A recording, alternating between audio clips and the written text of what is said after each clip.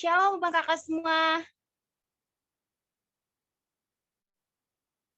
Aduh, nggak ada yang jawab respon saya nih. Coba saya sapa sekali lagi. Shalom semua. Shalom, Shalom. Kak. Kak. Untuk Abang Kakak boleh ya kameranya dihidupkan, dinyalakan biar kita saling tatap-tatapan, saling lihat-lihatan. Ayo Abang Kakak yang belum dinyalain boleh langsung dinyalain ya. Bang Alfonso, Kak Imelda, Kak Irna, Bang Romario, Kak Yovita, Kak Celia, Kak Harun.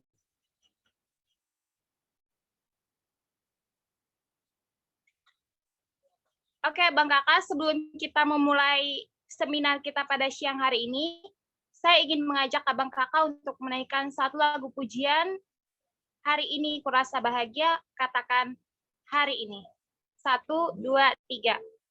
Hari ini kurasa bahagia, berkumpul bersama saudara seiman. Tuhan Yesus. Tuhan Yesus telah satukan kita tanpa memandang di antara kita. Bergandengan tangan. Bergandengan tangan dalam kasih, dalam satu hati, berjalan dalam terang kasih Tuhan. Tunjuk Abang Kakak yang ada di sini. Kau sahabatku, kau saudaraku, tiada yang dapat memisahkan kita. Kau sahabatku, kau sahabatku, kau saudaraku, tiada yang dapat memisahkan kita. Oke, Abang Kakak, mari kita berdoa. Bapak yang baik Tuhan, terima kasih Tuhan untuk saat ini Engkau masih memberkati kami Bapak. Bapak, terima kasih juga Tuhan untuk waktu dan kesempatan yang Tuhan berikan kepada kami Bapak, sehingga kami Bapak dapat berkumpul Bapak saat ini Tuhan, untuk melaksanakan seminar kami Bapak. Bapak, kami berdoa Tuhan untuk Bang Frankie Tuhan, selaku pembawa materi Tuhan, kiranya Tuhan yang memberkati setiap perkataan apa yang keluar dari Bang Frankie, agar kami Tuhan, para peserta Tuhan dapat menerima semua materi yang diberikan Bang Frankie Tuhan pada siang hari ini Tuhan. Tuhan, kami juga Tuhan berdoa Tuhan untuk jaringan internet serta laptop atau HP yang dipakai peserta Tuhan, kiranya Tuhan yang memberkati Tuhan, agar kami tetap fokus Tuhan, tidak ada terkendala sedikit apapun Bapak. Bapak, kami juga berdoa Tuhan untuk Abang Kakak yang belum dapat masuk Tuhan pada saat ini Tuhan, kiranya Tuhan yang berkati mereka Tuhan, agar mereka dapat berkumpul Bapak dengan kami Tuhan untuk melaksanakan seminar pada siang hari ini Bapak. Bapak, kami serahkan Tuhan seminar kami Tuhan dari awal, pertengahan, hingga akhir Tuhan hanya ke dalam tangan-Mu saja Bapak. Kami ingin memulai seminar kami pada siang hari ini hanya dalam nama Tuhan Yesus Kristus. Kami berdoa dan mengucap syukur kepada-Mu Bapa. Haleluya. Amin.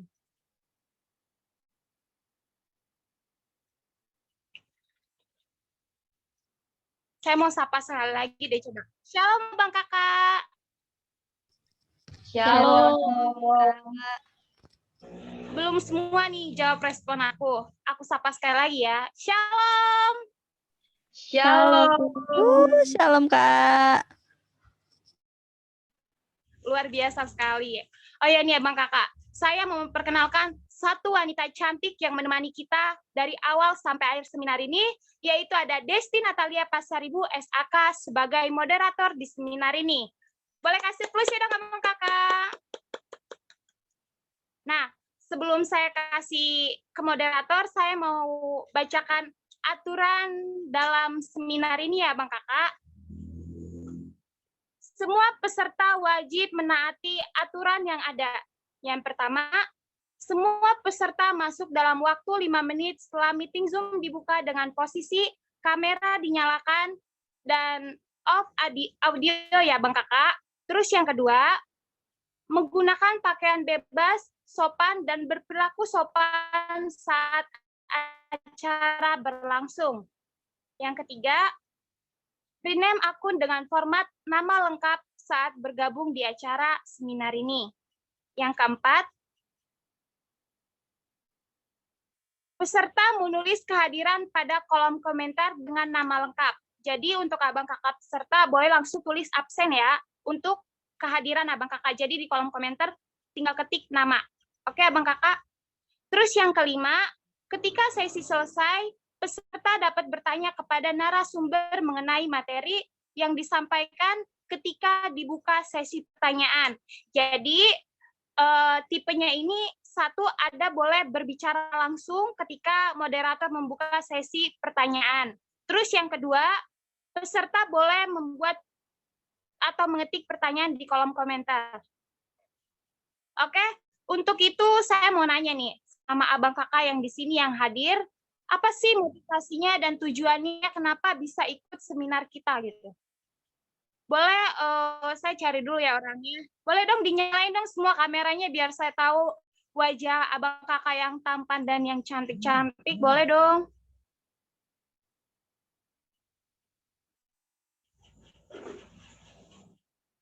Ayo dinyalakan, dinyalakan.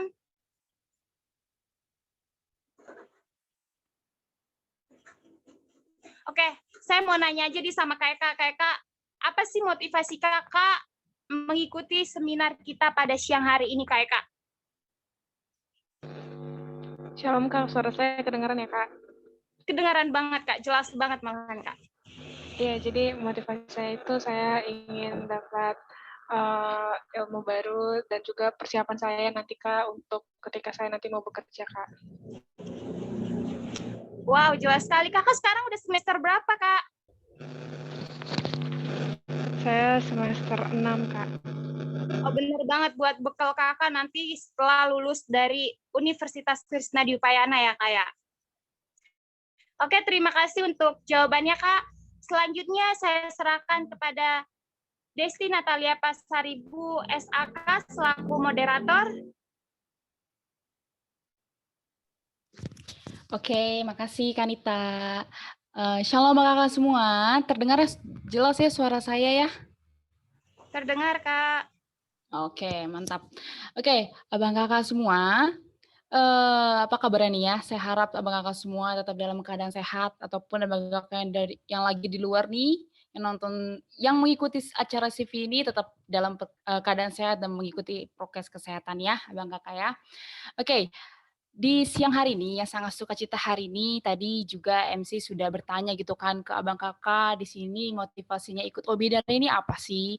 Dan juga mungkin abang kakak udah tahu lah ya sebelum masuk bahwa pada hari ini, pada siang hari ini kita akan ada CV dan interview workshop. Ini perdana banget pertama kali POSA mengadakan acara kegiatan ini. Jadi saya berharap kepada abang kakak yang mengikuti webinar ini dapat ilmunya dari abang nanti dari narasumber kita yang sudah berpengalaman banget dan kiranya memberkati kita semua. Oke, abang kakak. Di siang hari ini kita akan berbicara gitu kan banyak, ada 2 sesi, yaitu ada sesi CV dan sesi interview. Tapi sebelum itu saya akan membacakan rules-nya dulu. Boleh Kak Tika menampilkan PPT-nya dulu?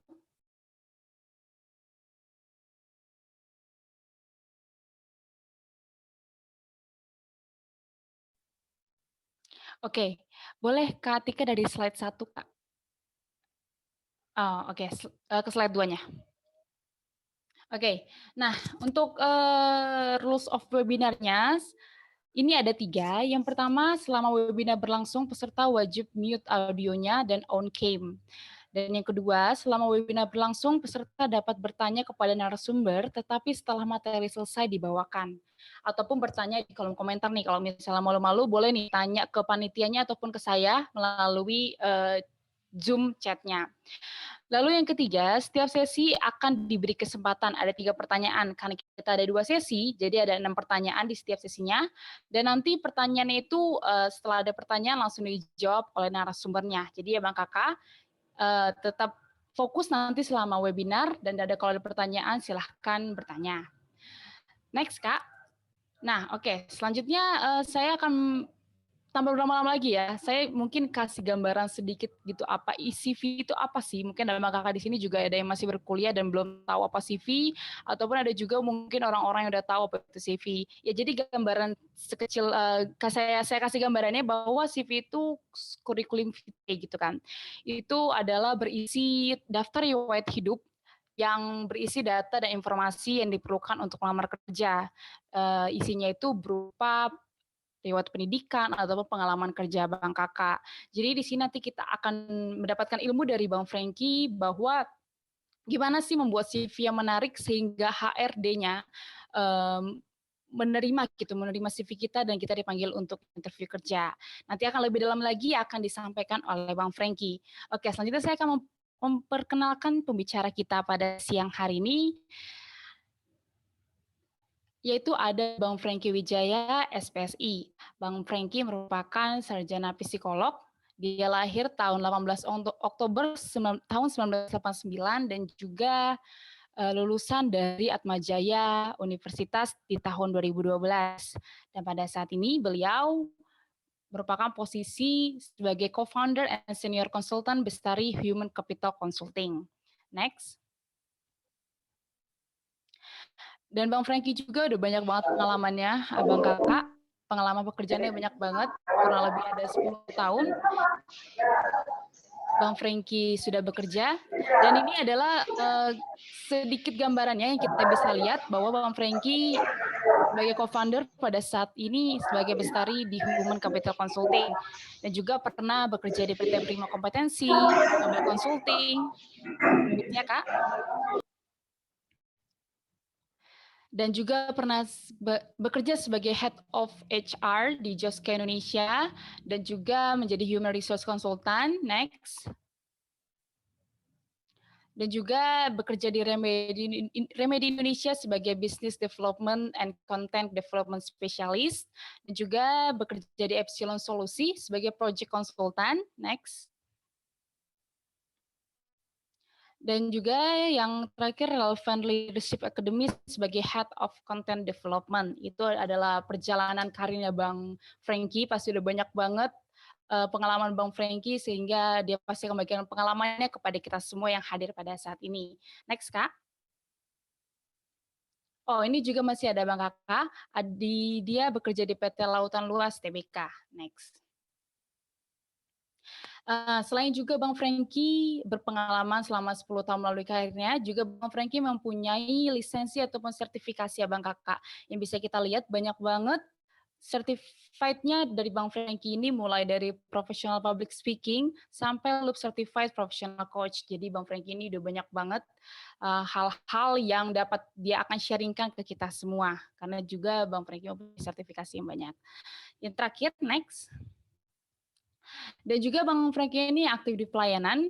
Seperti kita lihat juga bahwa Bang Frankie seorang facilitator and speaker di JPCC Community of Leaders. Jadi kita tahu juga bahwa Bang Frankie seorang pelayanan di gereja JPCC.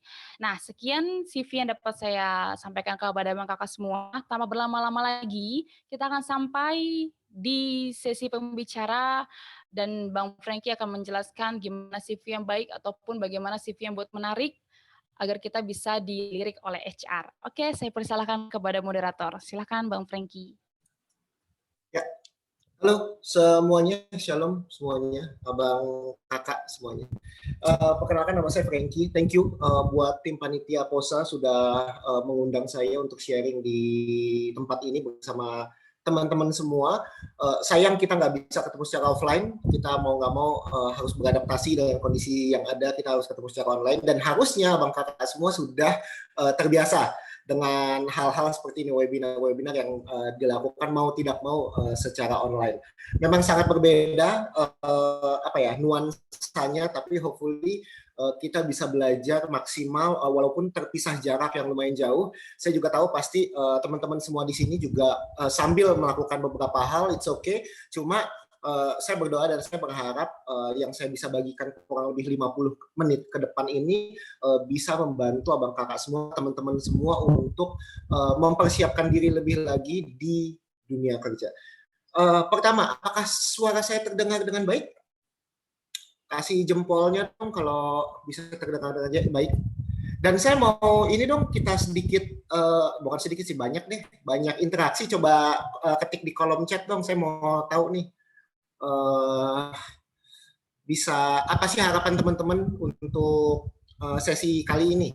Ketika di chat, saya pengen ada interaksi nih supaya kita nggak cuma satu arah. Sambil saya mempersiapkan PowerPoint. This is it. Yuk coba ketik di chat. Oh masih kosong nih. Harapan singkatnya aja. Apa harapan singkat teman-teman dalam mengikuti sesi hari ini? Wah kosong nih, saya ngomong sendiri ya. Ini yang jawab dari tadi cuma panitia nih.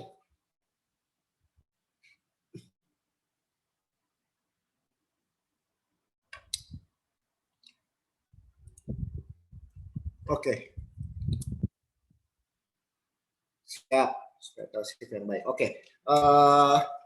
Buat teman-teman yang mungkin sambil mengerjakan beberapa hal, coba didengarin, dan kalau memang ada waktu untuk mencatat, silakan mencatat, karena apa yang saya sampaikan adalah hal-hal yang sangat praktikal, hal-hal yang sangat mungkin nggak banyak yang mau sharing pintu belakangnya, apa yang kami lakukan, HR lakukan untuk kami mengklasifikasi CV. Nah, langsung aja teman-teman semua, saya next ini saya adalah co-founder dan senior consultant dari Bestari Consulting, human capital consultant. Jadi kita membantu perusahaan-perusahaan, dan saya juga kurang lebih 10 tahun bekerja di bagian HR. Jadi saya sudah hatam dan sangat hafal bagaimana kami mensortir CV-CV yang ada. Saya mau langsung mulai dengan ini, teman-teman, bahwa di Pengkhotbah 3 ayat 1 kan bicara bahwa untuk segala sesuatu ada waktunya. Untuk segala sesuatu ada masanya, untuk apapun di bawah langit ada waktunya. Teman-teman semua dulu sekolah, kemudian sekarang kuliah itu punya masanya, dan di masa yang sekarang teman-teman harus bisa beradaptasi dari yang tadinya menjadi siswa. Ada hal-hal yang harus dilakukan secara berbeda ketika teman-teman menjadi mahasiswa. Begitu juga ketika teman-teman berubah dari mahasiswa menjadi seorang pekerja, ada hal-hal yang begitu banyak yang teman-teman mungkin tidak pernah lakukan sebelumnya, yang harus teman-teman lakukan karena masanya berbeda, waktunya berbeda. Kalau kita gagal mempersiapkan diri, pada akhirnya kita harus catch up dengan jarak waktu yang jauh lebih cepat. So sekarang ada beberapa teman-teman yang masih kuliah, ada beberapa teman-teman yang saya dengar itu baru lulus kuliah. Jadi sekarang masanya untuk mencari kerja. Hopefully apa yang teman-teman ketahui hari ini itu bisa memperlengkapi teman-teman untuk bisa sampai ke dunia kerja dengan lebih baik lagi. Saya pengen tahu dong, coba tulis di chat dong, siapa yang sekarang kondisinya apa nih, masih kuliah atau sudah mulai cari kerja. Saya mau lihat dong di chatnya. Biar kita interaksi nih dikit. Sambil saya nunggu, saya next dulu deh. Sesi pertama, saya akan punya 2 sesi. Sesi pertama akan saya bagikan tentang CV kurang lebih 20-25 menit ke depan, dan sisanya setelah kita tanya jawab mengenai CV, kita akan ngobrolin soal interview. Nah, CV seperti tadi yang sudah dijelaskan bahwa isi dari CV adalah kumpulan riwayat hidup dan pengalaman kerja atau pengalaman organisasi. Apa yang perlu diketahui dari CV? Nah, ini adalah fun fact-nya, teman-teman semua. Tahukah teman-teman bahwa HR, kami rata-rata hanya perlu 10-15 detik untuk review CV. Bayangin CV yang teman-teman buat berjam-jam, kami hanya perlu waktu, kalau udah ekspor bahkan sampai 7 detik, 5-7 detik. Tapi rata-rata kita hanya perlu waktu 10-15 detik untuk review CV teman-teman. Apakah CV teman-teman itu mau kita lanjutkan atau dalam tanda kutip kita singkirkan? cuma perlu waktu 10-15 detik. Kenapa? Karena yang kita cari, yang paling esensi adalah kualifikasinya sesuai kebutuhan atau enggak. Bukan desain CV-nya. Ini bisa dicatat nih buat teman-teman yang akan menjadi fresh graduate. Apa sih kata kunci kalau saya mau cari kerja? Terlepas dari major atau terlepas dari peminatan, terlepas dari jurusan teman-teman semua, teman-teman bisa mencari kata kunci ini untuk bisa mulai cari kerja di awal-awal masa teman-teman selesai dari kampus. Intern, staff, officer, kontrak, freelance, teman-teman bisa pakai kata kunci ini. Misalnya apa? Lulusan manajemen atau akuntansi, misalnya mau cari accounting intern, accounting staff, accounting officer, misalnya mau cari finance intern, finance staff, finance officer, finance kontrak, finance freelance, atau saya misalnya lulusan psikologi, masuk mau jadi HR. Coba cari kata kuncinya HR intern, HR staff, HR officer. Nah, yang menarik adalah begini, kita tahu bahwa job opportunity itu bertebaran di luar sana. Kita bisa dapat di WA, kita bisa dapat di grup WA, di grup Telegram, di Line, kemudian kita cari di LinkedIn, banyak sekali lowongan pekerjaan. Tapi seringkali, ini yang jadi pengalaman saya ya, selama kurang lebih 10 tahun ngeliatin CV, yang jadi nyebelinnya adalah banyak fresh graduate itu akhirnya mendaftar di atau apply di sebuah posisi yang tidak diperuntukkan untuk fresh graduate. Nah, seringkali fresh graduate itu menyingkirkan informasi-informasi yang penting gua apply. Yang penting CV gua dibaca. To be honest, CV kalian nggak dibaca kalau misalnya kalian tidak memenuhi kualifikasi. Maksudnya kualifikasi apa sih? Seringkali kalau kita lihat job opportunity atau lowongan pekerjaan, kan di situ ada requirement. Misalnya minimum S1 apa misalnya S1 accounting. Kalau teman-teman bukan S1 accounting, kalau berusaha untuk daftar, ya itu adalah filter pertama untuk kemudian kami sebagai HR itu menyampingkan nama teman-teman. Misalnya apalagi, berpengalaman setidaknya 1 tahun, tapi teman-teman belum punya pengalaman. Yang penting hajar baik. Yang penting saya kirim CV, kirim lamaran. Kalian, nama-nama kalian atau CV kalian adalah nomor 1 yang kami singkirkan. Kenapa? Karena ya kita butuhnya setidaknya pengalaman 1 tahun. Tapi kalian fresh graduate datang dengan kasih CV, ya kalian udah pasti akan didepak gitu. Jadi pastikan kalian benar-benar baca kualifikasinya apa. Yang saya tulis di sini, kata kunci yang saya tulis di sini adalah kata kunci yang sebenarnya fresh graduate pun masih mungkin banget sekitar 70-90% masih bisa diterima. Jadi kalau udah kata kuncinya adalah supervisor, senior staff, atau senior officer, kemungkinan besar fresh graduate nggak akan diterima. Jadi ini adalah kata kunci yang teman-teman bisa gunakan untuk mencari kerja di awal-awal. Nah, apa yang teman-teman perlu bisa lakukan atau maksimalkan di CV teman-teman supaya kami HR bisa screening secara maksimal? Ada 4 hal.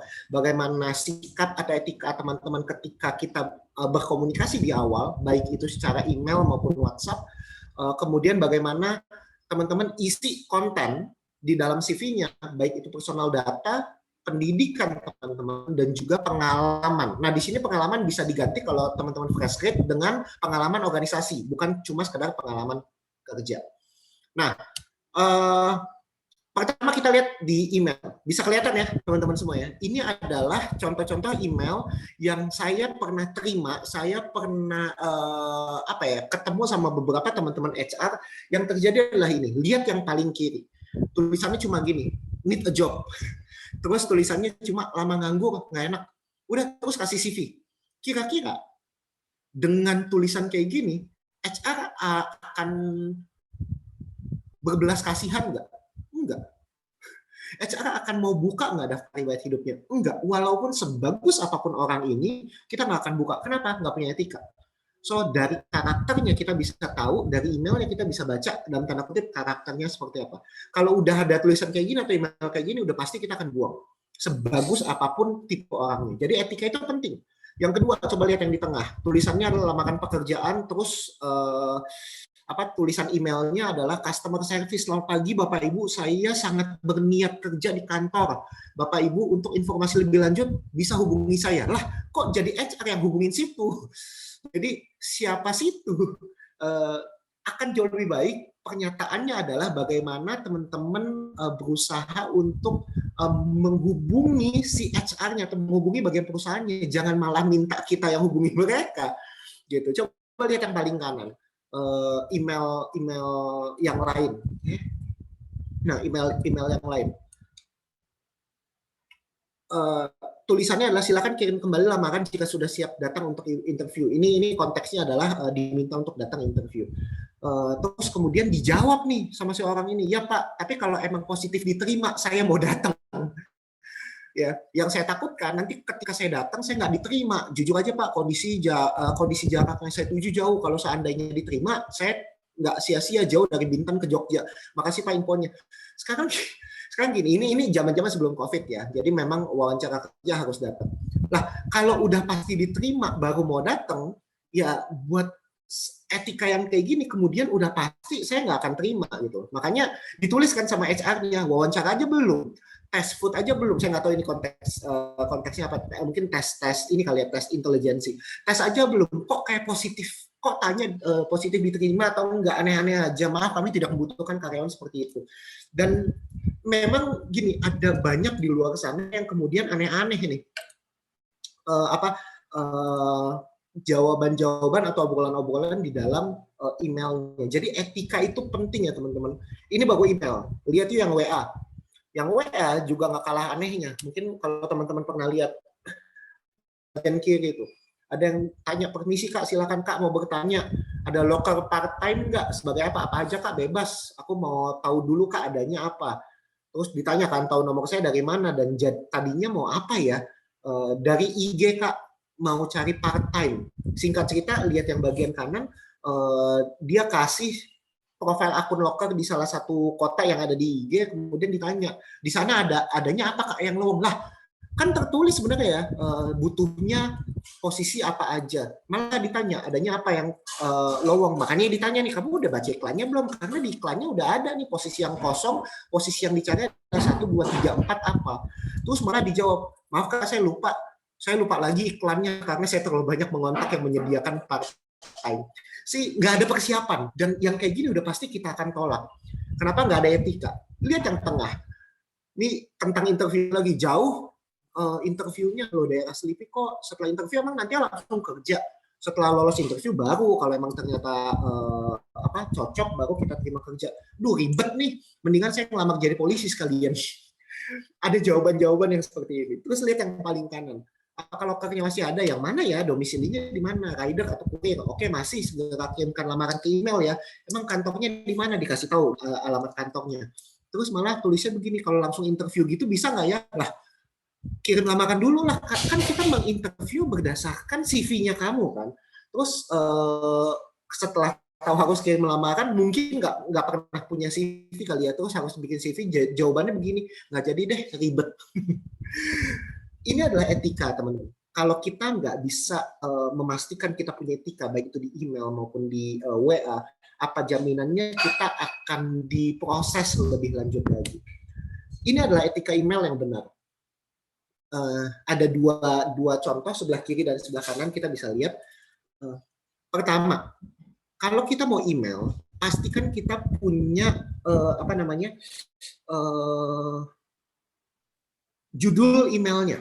Kalau di sebelah kiri ada judulnya adalah lamaran kerja UI UX designer finansialku. Nah, itu judul emailnya. Jadi tolong ditulis kalian mau lamar kerja sebagai apa. Misalnya lamaran kerja sebagai staff intern, lamaran kerja sebagai finance staff. Jadi tolong ditulis judulnya. Kemudian ini juga yang menarik. To-nya, lihat deh, ini to-nya kan ke solusi@finansialku.com. Saya begitu banyak melihat email yang to-nya banyak banget. Saya pernah sekali dapat email, to-nya itu ada 80 alamat email. Jadi saya kirim ke 80 alamat email. 80 alamat email itu adalah semua HR di kantor-kantor. Nah, kalau langsung ke 80 alamat email, body emailnya sama, tulisannya cuma lamaran kerja atau riwayat kehidupan, saya nggak akan nyari. Kenapa? Jadi saya tahu bahwa orang ini sebar jala banyak banget, sebar benih banyak banget, gitu. Dan dia tidak ada effort untuk benar-benar cari tahu apakah di tempat saya kosong atau enggak, dan di tempat saya kosongnya bagian apa, dan kamu mau lamarnya sebagai apa. Kita ngobrol one on one.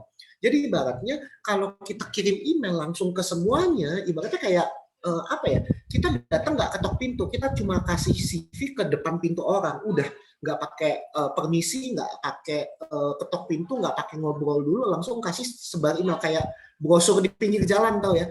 Siapapun yang lewat nih kasih brosur, siapapun yang lewat kasih brosur. Itu kayak gitu. Dan menurut saya kalau cari kerja itu nggak beretika.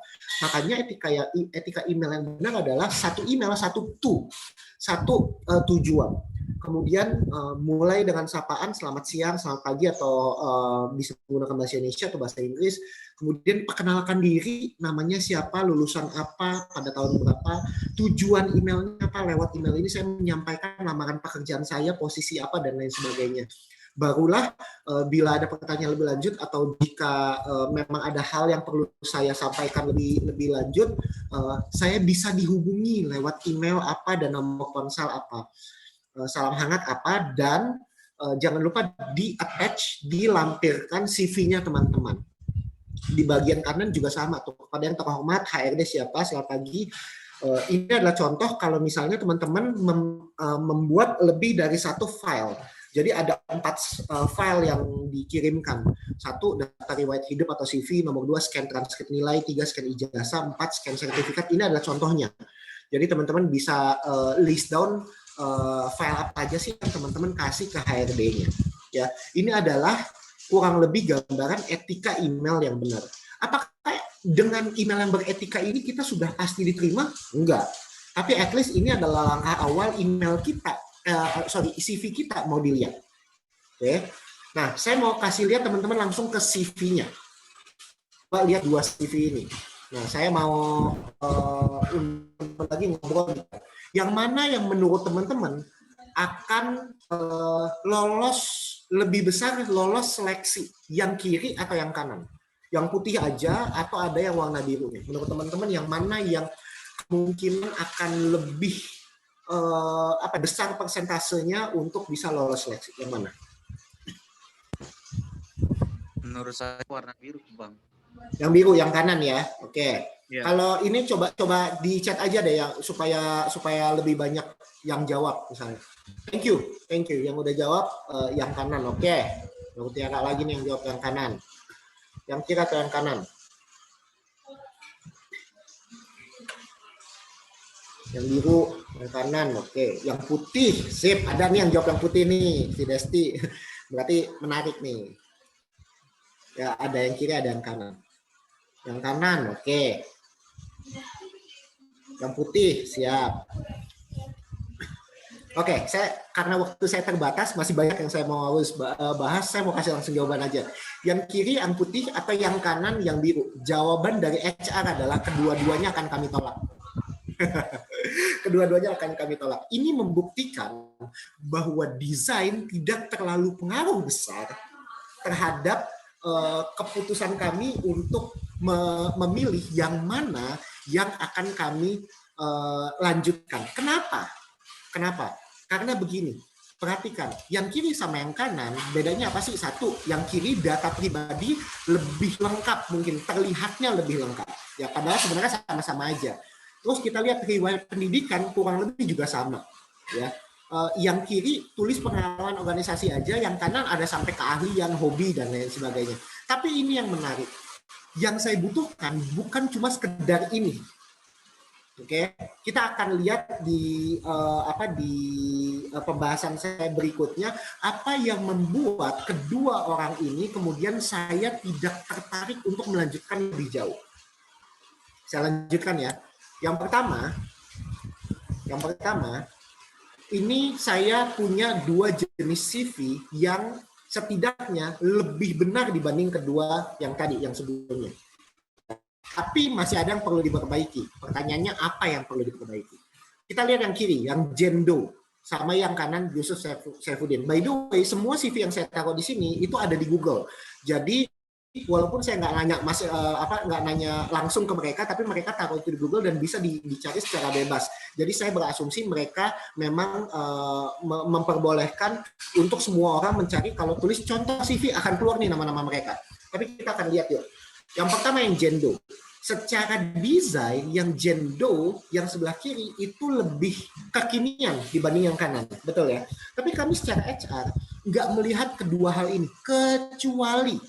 kecuali kalian sedang mendaftarkan diri teman-teman sebagai seorang desainer, graphic designer, apalagi misalnya content creator. Betul, desain menjadi penting.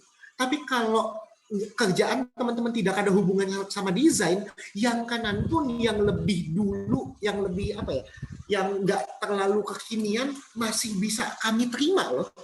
Ya. Yang penting apa? Yang penting kontennya benar. Pertama, apa yang menjadi benar? Pertama, bagaimana teman-teman merepresentasikan teman-teman. Penting nggak tulisan Jendo bawahnya? Saya adalah seorang content writer yang memiliki kemauan untuk mempelajari dan lain-lainnya. Pertanyaan saya, penting nggak? Jawaban saya, penting nggak penting. Nggak ada pun nggak apa-apa. Karena itu tidak mempengaruhi banyak. Apa yang kami lihat pertama kali? Yang kami lihat pertama kali adalah kepastian kalian tuh lahir tahun berapa. Kenapa? Karena di posisi yang kami cari biasanya ada batas usia maksimal. Makanya kita perlu lihat nih, data diri yang kalian perlu punya atau yang data diri yang kalian perlu tulis adalah tempat tanggal lahir, udah pasti. Kemudian alamat domisili, kalian harus tulis juga.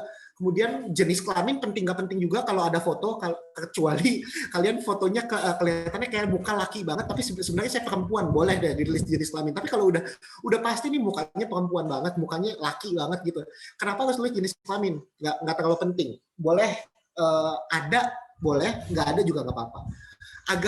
Agama ini sering menjadi perdebatan. Boleh nggak ditulis? Buat saya tulis. Kenapa? Karena saya sering banget menemukan user atau atasan-atasan yang bilang bahwa saya butuh level staff yang Kristen ya. Kenapa yang Kristen? Karena harus handle pelanggan-pelanggan atau customer-customer yang memang juga Kristen atau yang non-Muslim. Kenapa? Karena mereka sering banget minta minum alkohol atau makan babi. Nggak mungkin dong saya cari yang Muslim. Makanya kalau ada agama itu akan lebih mempermudah, atau customer saya kebanyakan Muslim karena memang produk yang dipegang adalah kebanyakan yang membelinya adalah Muslim. Saya akan lebih mudah cari yang agamanya mendingan Muslim daripada yang non Muslim. Jadi agama ini penting nggak penting, tapi buat saya tulis karena ada beberapa pekerjaan yang membutuhkan atau prefernya agama tertentu, entah itu minum alkohol, entah itu makan babi misalnya. Jadi saya tahu, oh kalau dia Muslim udah pasti saya nggak terima. Kenapa? Loh, orang saya juga harus entertain orang yang makan babi kok. Jadi nggak lucu saya harus maksa calon karyawan saya untuk makan babi juga, atau nemenin makan babi, nggak etis gitu. Jadi agama menurut saya perlu untuk ditulis. Kewarganegaraan nggak perlu, kecuali teman-teman harus nulis CV untuk negara lain. Tapi kalau sama-sama negara Indonesia nggak perlu. Nah, marital status ini juga perlu kalau teman-teman sudah menikah. Jadi kalau sudah menikah, tulislah marital status. Kalau belum menikah, harusnya nggak perlu ditulis. Kecuali teman-teman merasa bahwa saya kayaknya anomali nih, saya umur 22 tahun, saya umur 23 tahun, tapi sudah menikah. Tulis. Oke? Sampai di situ. Nomor handphone juga jangan lupa, nomor handphone sama email itu harus ditulis. Kemudian apa? Nah, ini yang menjadi menarik. Coba lihat di kedua orang ini ya, di Jendo sama Yusuf Saifuddin. Saya lanjut ke pendidikan. Coba lihat di Jendo. Jendo pendidikan formal hanya tulis di S1 Sastra Jepang, Universitas Pajajaran. Yang kanan Yusuf Saifuddin itu nulis dari TK. Pertanyaan saya, yang mana yang benar? Jawabannya adalah gini, teman-teman nggak perlu tulis pendidikan itu dari TK, karena saya nggak penting tahu kalian TK-nya di mana. Saya nggak penting tahu kalian SD-nya di mana. Cukup tulis setidaknya dua jenjang pendidikan terakhir teman-teman. SMA di mana dan kuliah jurusannya apa, dari tahun berapa sampai tahun berapa, IPK-nya berapa, itu yang paling penting.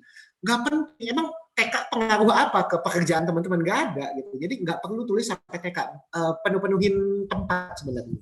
Itu mengenai pendidikan. Kemudian apa yang ada di Jen yang tidak ada di Saifuddin dan juga vice versa sebaliknya.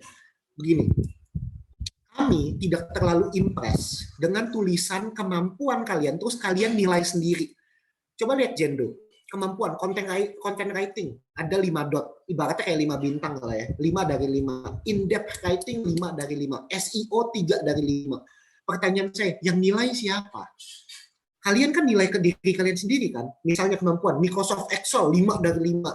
Emang yakin kalian bisa menguasai semua kebutuhan Excel atau semua tantangan Excel yang saya kasih? Belum tentu. 5 dari 5 siapa yang ngukur, siapa yang ngelihat kalian sendiri. Jadi daripada kalian tulis nilai sendiri, yang kayak gini nih kayak si Jendo, saya lebih suka ngelihat kayak Yusuf. Ya, kemampuan kalian apa? Misalnya administrasi bisnis, komputer, coba dijelaskan. Komputer kalian jagonya sampai sejauh mana? Komputer mengoperasikan Microsoft Office, Word, Excel, PowerPoint. Nggak usah dikasih nilai, karena pas interview, kalian pasti akan ditanyain, kamu bisa Excel sampai sejauh mana?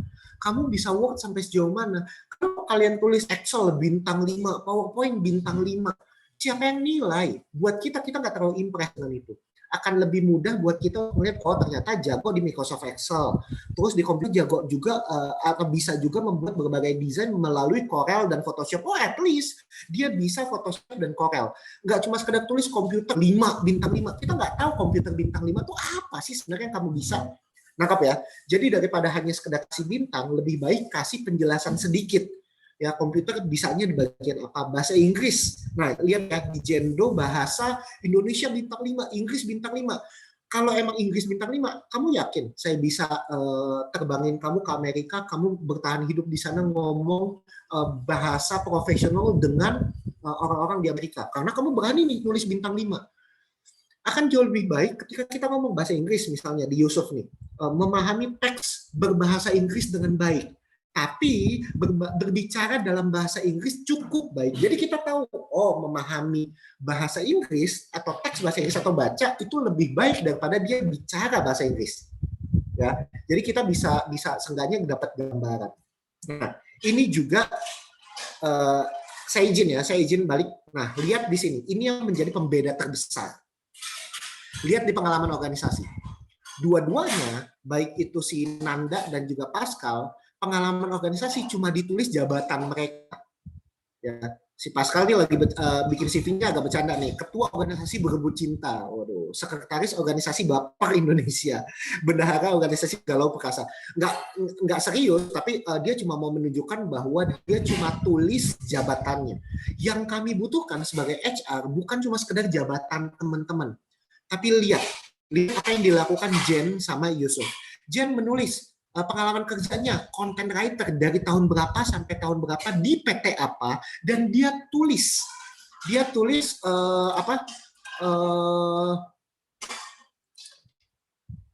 apa ya bilangnya, pendalamannya sebenarnya dia ngerjain apa sih, menulis 4 artikel gaya hidup per hari, melakukan pertemuan proyek dengan tim lain dan tim eksternal, itu yang ditulis tuh. Jadi jangan cuma sekedar tulis posisi teman-teman, tapi juga di posisi itu teman-teman ngelakuin apa. Lihat di Yusuf, dia tahu, dia yang kurang adalah si Yusuf tuh nggak kasih tahu dari tahun berapa sampai tahun berapa, bulan dan tahun di kantor itu dia kapan aja. Tapi yang menarik adalah gini, si Yusuf mampu menuliskan multi-tech computer sebagai apa, service and sales. Dia juga menjelaskan dalam kegiatan praktek kerja industri yang dilaksanakan oleh SMK. Jadi ini adalah kita tahu bahwa dia ini kuliah kerja. Dia juga kerja di Nusa TBK, Research Development. Ngapain? Sebagai tenaga ahli dalam penelitian pengembangan pemanfaatan minyak bumi. Jadi dikasih tahu ngapain. Nah, buat teman-teman yang belum pernah punya pengalaman kerja sebagai fresh graduate, tulislah di sini, tulisannya adalah pengalaman organisasi.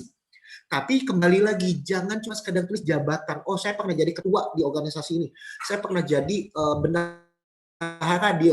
Jangan cuma sekedar tulis jabatannya, tapi job desk teman-teman sebagai ketua apa? Ditulis di sana. Karena itu yang penting. apa yang tidak ditulis sama CV sebelumnya yang membuat saya kemudian jadi lebih baik saya cari yang lain dulu adalah karena mereka tidak menjabarkan apa yang mereka lakukan di organisasi mereka, sedangkan yang baru itu menjabarkan apa yang menjadi mereka apa yang mereka lakukan mereka jabarkan. Waktu saya nggak banyak, saya lanjut aja ya. Ini adalah penulisan pengalaman yang benar. Lihat yang kiri. Yang kiri adalah dia cuma tulis dari kapan sampai kapan sebagai apa di PT apa. Di PT apa saya hitemin ya. Di PT apa sebagai apa. Saya sering banget ketemu CV yang kayak gini. Buat saya nggak terlalu tertarik untuk interview lebih apa karena saya nggak tahu nih dia asisten operation director dia kerjanya ngapain, sekretaris chief finance officer kerja dia ngapain. Tapi saya akan jauh lebih tertarik lihat yang kanan. Lihat ya, detail work experience September 2018 sampai sekarang. Sebagai apa senior assistant brand manager di instant food division. Brandnya apa aja, ditulis job destiny dia apa, mempelajari serta melakukan analisa bla bla bla bla beberapa poin. Jadi ini yang buat saya kayak oh ini ternyata cocok, ini ternyata enggak. Apakah menuliskan ini pasti diterima atau pasti pasti dipertimbangkan, belum tentu. Tapi ini membantu teman-teman untuk HR bisa ngebaca teman-teman lebih dalam lagi apakah ini benar-benar cocok, pekerjaan ini cocok dengan teman-teman atau enggak. CV-CV yang seperti ini akan lebih disukai sama HR. That's it. Jadi kembali lagi ke awal bahwa email dan WA teman-teman harus punya etikanya supaya screening CV itu menjadi maksimal. Personal data pastikan yang tadi ya, nama panjang, kemudian tempat tanggal lahir, tahun, agama, kemudian nomor handphone, email dan lain sebagainya. Kalau memang ternyata tempat kerjanya butuh misalnya kualifikasi laki-laki, jangan wanita malah daftar gitu loh. Butuh yang punya SIM C, SIM A. Berarti di personal datanya tambahin teman-teman punya SIM C atau SIM A atau enggak gitu. Jadi personal data tolong dilengkapi sesuai dengan kebutuhan dari si klien atau perusahaan. Pendidikan jangan tulis semuanya, tulis aja yang paling relevan, setidaknya 2 SMA terakhir teman-teman dan juga kuliah. Dan yang paling penting adalah pengalaman. Jangan cuma sekedar tulis posisi teman-teman, tapi juga tulis sampai sejauh job desk teman-teman apa. That's it dari saya untuk CV. Saya kembalikan lagi ke Desti untuk sesi tanya jawab. Silakan, Des. Oke, makasih Bang Frankie atas materinya luar biasa banget. Oke, Bang Kakak, dari yang Bang Frankie jelaskan ada berapa hal yang penting kita perlu ingat nih untuk para pencakar nih pencari kerja. Bahwa saat kita mengirimkan CV itu perlu attitude juga Bang Kakak. Bukan dalam hal attitude dalam dia bisa lihat kita secara langsung, tapi dalam hal mengirimkan by email kita juga harus perlu lihat itu Bang Kakak. Dan juga di CV itu tidak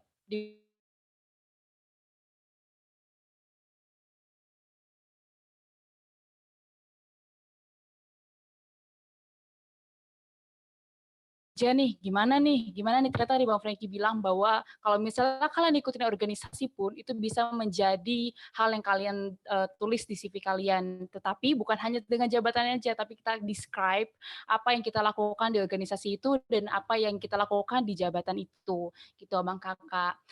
Oke, saat ini ada sesi pertanyaan. Untuk Abang Kakak di sini ada yang mau bertanya? Udah masuk sih satu melalui private chat untuk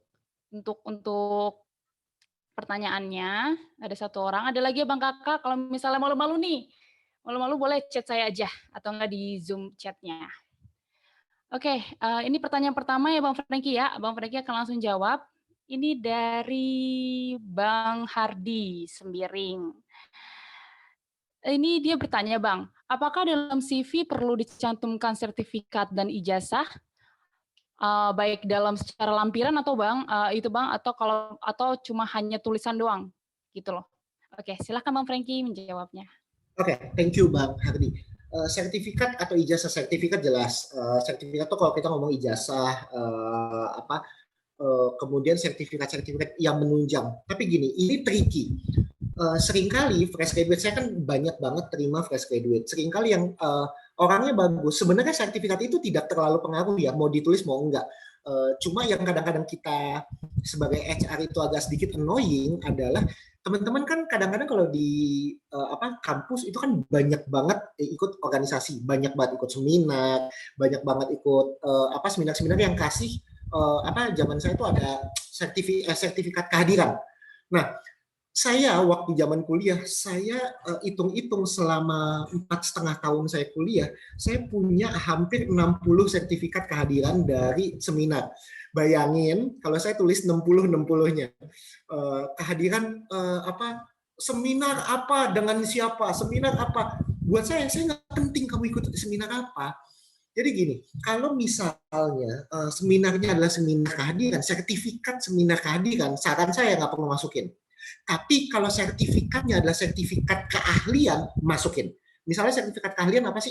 Teman-teman ikut bukan seminar, tapi training public speaking 3 hari misalnya. Dan sertifikatnya adalah sertifikat keahlian, masukin. Tapi kalau sertifikat kehadiran, nggak perlu. Nggak penting buat kami para perusahaan, HR perusahaan untuk ngerti kalian pernah hadir di seminar apa aja, nggak penting. Tapi kami lebih pentingin teman-teman punya keahlian apa aja, ditunjukkan dengan sertifikat keahlian apa. Kalau saya misalnya saya ikut tadi udah dibacain tuh sama Kak Desti, saya pernah ikut sebagai professional coach. Itu adalah sertifikat bukan sertifikat kehadiran, tapi saya punya sertifikat keahlian. Saya cantumin itu bahwa saya certified dan itu diakui di Indonesia. Ada yang saya diakui di dunia, namanya adalah DISC International Trainer. Saya ikut training itu dan saya dapat sertifikat keahlian diakui di seluruh dunia. Jadi saya masukkan sertifikat itu, certified DISC Professional Trainer, DISC International Trainer. Jadi saya masukkan sertifikat itu ke dalam CV-nya saya pada zamannya. Sekarang mah udah nggak perlu lagi. Tapi kalau sekarang ijazah pasti perlu. Kedua, sertifikat tricky ya. Jangan sampai sertifikat kehadiran semuanya dimasukin atau ditulis di dalam CV. Yang perlu ditulis adalah sertifikat-sertifikat yang merupakan keahlian aja yang teman-teman punya. Apakah kemudian soft copy sertifikatnya harus dicantumkan? Buat saya nggak pentingin itu. Enggak pun nggak apa-apa. Ya. Tapi kalau teman-teman mau coba cantumin nggak masalah juga. Paling yang rajin doang yang mau lihat. Kebanyakan 98% nggak akan nyari sertifikatnya apa. Kalau ternyata benar-benar dibutuhkan, pasti teman-teman akan diminta untuk bawa waktu interview. Tapi untuk CV nggak ada itu pun nggak ngaruh. Gitu. Itu jawaban saya, Kak Desti. Semoga menjawab, Hardi.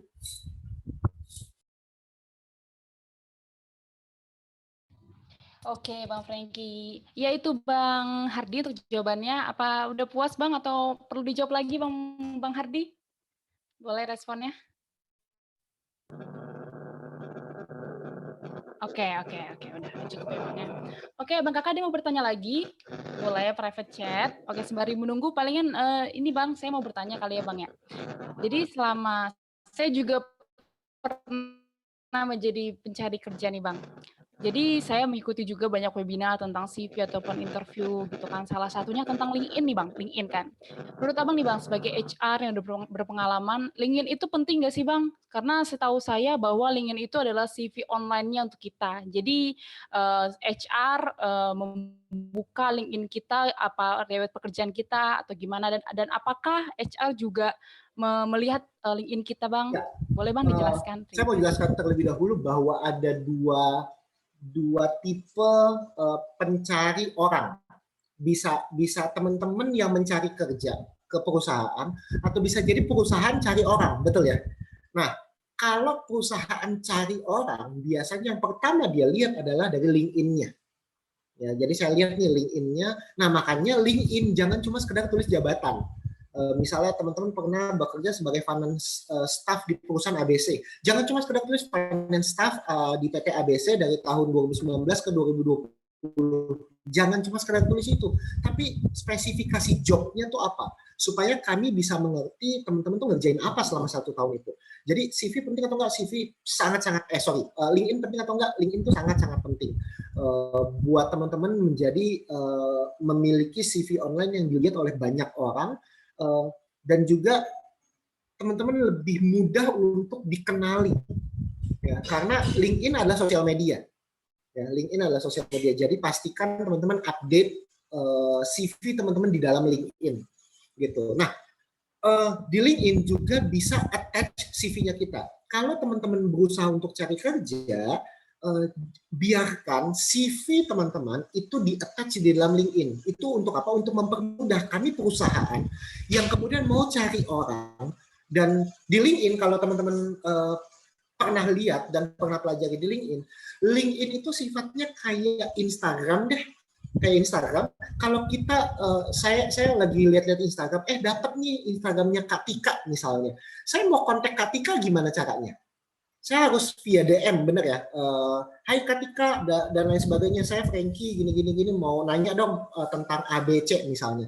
Nah, kan tunggu Kak Tika buka Instagram, baru Kak Tika ngeh bahwa ada chat dari saya, bener ya? Sama dengan LinkedIn. Seringkali gini, LinkedIn adalah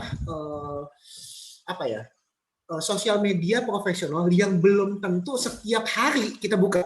IG hampir setiap hari kita buka. Ya, ada beberapa Facebook, Twitter setiap hari kita buka. Jadi kalau ada yang DM kita ngeh. Tapi di LinkedIn belum tentu loh di DM kita ngeh. Makanya seringkali perusahaan itu nge-DM teman-teman di LinkedIn dan karena teman-teman nggak buka, itu ke-skip tuh lama. Sayang. Jadi lebih baik daripada kita ke-skip obrolan dari atau ketokan pintu dari perusahaan, lebih baik kita taruh CV. Kan di mana CV itu ada pengalaman kerja kita, ada personal data kita, termasuk di dalamnya adalah email dan juga nomor handphone. Sama kayak kalau misalnya kita jarang buka IG, tapi kita tulis di kolom kontak kita nomor handphone kita. Jadi kalau kita DM Katika misalnya nggak dibalas-balas, ada pencet kontak kan, kita tinggal kontak langsung ke WA-nya Katika, kita bisa langsung WA dia. Sama LinkedIn mungkin nggak ada kolom kontak, tapi ada kolom untuk kita taruh CV. Jadi kalau ini kok saya perusahaan coba kontak Katika nggak dibalas-balas, oh iya kan ada CV-nya, ada nomor handphone yang saya bisa langsung kontak Katika via handphone, itu jauh lebih cepat prosesnya. Nangkap ya? Jadi di LinkedIn kita sebisa mungkin update pengalaman kerja kita dan juga CV kita di sana. Oke, Bang Frankie. Jadi LinkedIn juga perlu dibutuhkan juga ya untuk pencari kerja agar kita bisa update apa yang pekerjaan kita yang lagi kita jalani. Oke, pertanyaan terakhir nih Bang dari peserta kita dari Bang Wivan Nixon. Bang Wivan bertanya Bang, apakah lebih penting nilai atau pengalaman sih Bang kalau misalnya HR melirik? Very good. Dua jawaban. Jawaban untuk fresh graduate dan jawaban untuk orang yang berpengalaman kerja. Jawaban untuk yang fresh graduate adalah kami pasti melihat nilai kalian. Jadi kalau kalian nilainya nggak terlalu bagus, hopefully kalian bisa dibantu dilomplang dengan pengalaman organisasi yang juga cukup baik. Jadi kalau nilai kalian nggak terlalu bagus, pengalaman organisasi kalian nggak terlalu banyak juga dan nggak banyak punya pengalaman organisasi, kemungkinan akan jadi nomor kesekian untuk kita coba wawancara gitu. Jadi untuk fresh graduate, kalau emang ternyata IPK-nya nggak terlalu bagus, jangan ditulis. Biar nanti di ini aja, biar ditanya pas di interview aja.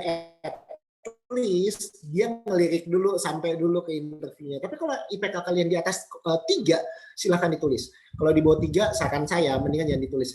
Ngaruh nggak? Enggak.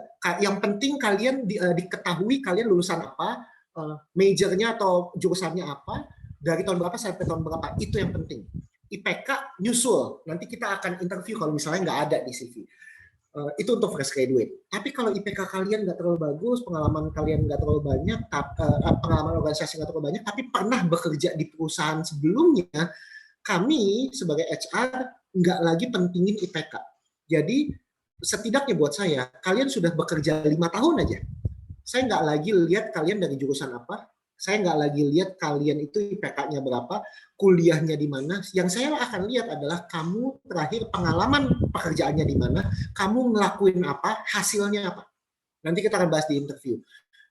Itu yang akan jauh lebih penting dibanding IPK kalian kuliah di mana, berapa tahun kalian kuliah, dan pengalaman organisasi kalian kuliah apa aja.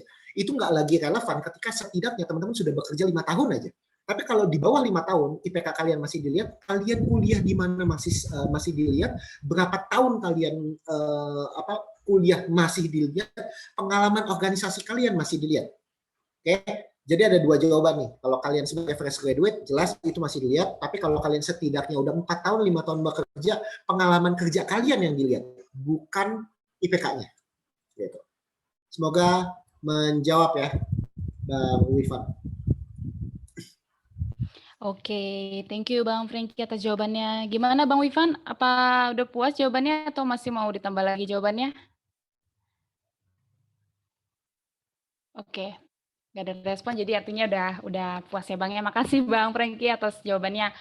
Oke, Bang Kakak, untuk sesi satunya kita udah habis. Kita akan selanjutnya mau ke sesi 2, yaitu adalah tahap interview. Nah, tadi kan CV-nya itu banyak banget tips and triknya yang dijelaskan oleh Bang Frankie dan juga sepengalaman saya bahwa interview ini adalah step 2-nya. Jadi step pertama Bang Kakak adalah sebuah CV dan step 2-nya itu adalah interview. Nah, di kali ini Bang Frankie akan menjelaskan bagaimana sih menjawab pertanyaan HR agar bisa dipilih ataupun gimana sih, apakah penampilan penting nggak sih dalam kita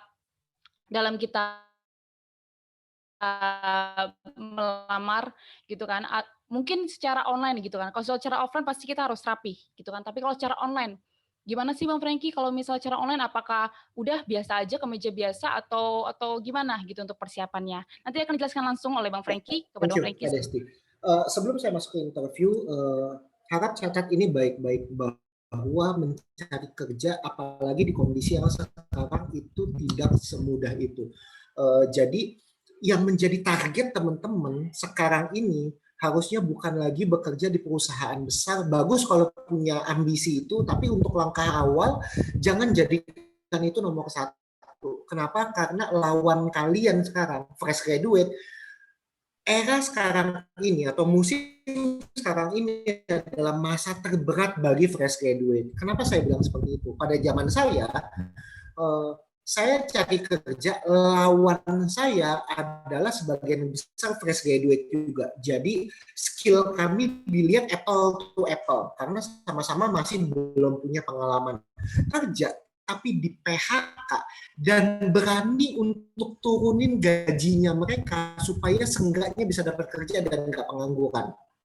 Bayangin lawan kalian adalah mereka yang sudah pernah bekerja dan mau dikurangin gajinya sampai banyak banget yang kayak gini, Pak, Bapak hire fresh graduate berapa sih Pak? Saya mau deh Pak di gaji segitu. Yang penting sekarang adalah mereka yang masih mencari kerja karena alasan PHK karena pandemi. Jadi buat saya pribadi, ambisi untuk mendapatkan perusahaan-perusahaan besar, perusahaan-perusahaan bonafit sekarang itu bukan lagi menjadi prioritas nomor 1 sekarang. Prioritas nomor 1 buat saya adalah bagaimana teman-teman dapat pengalaman kerja terlebih dahulu sehingga mudah mendapatkan pekerjaan karena kalian punya pengalaman kerja, bukan cuma sekedar pengalaman organisasi. Karena itu 2 hal yang beda.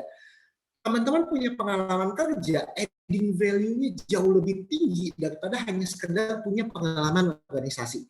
Makanya ada yang namanya freelance. Kalau teman-teman belum bisa dapetin kerjaan sebagai pegawai tetap, it's okay untuk jadi freelance dulu. Selama berapa? 6 bulan, 3 bulan, 1 tahun. Setidaknya 1, teman-teman masih dibayar dari freelance itu walaupun tidak sebesar gaji kantoran. Tapi kedua, teman-teman di CV punya pengalaman kerja, bukan cuma sekedar pengalaman organisasi. Nangkep ya? Nah, itu yang kemudian menjadi penting untuk teman-teman miliki. Jadi sekarang daripada punya sekedar pengalaman organisasi, lanjutkan fokus teman-teman sekarang adalah bekerja, bukan cuma sekedar organisasi. Nah, selanjutnya adalah di interview.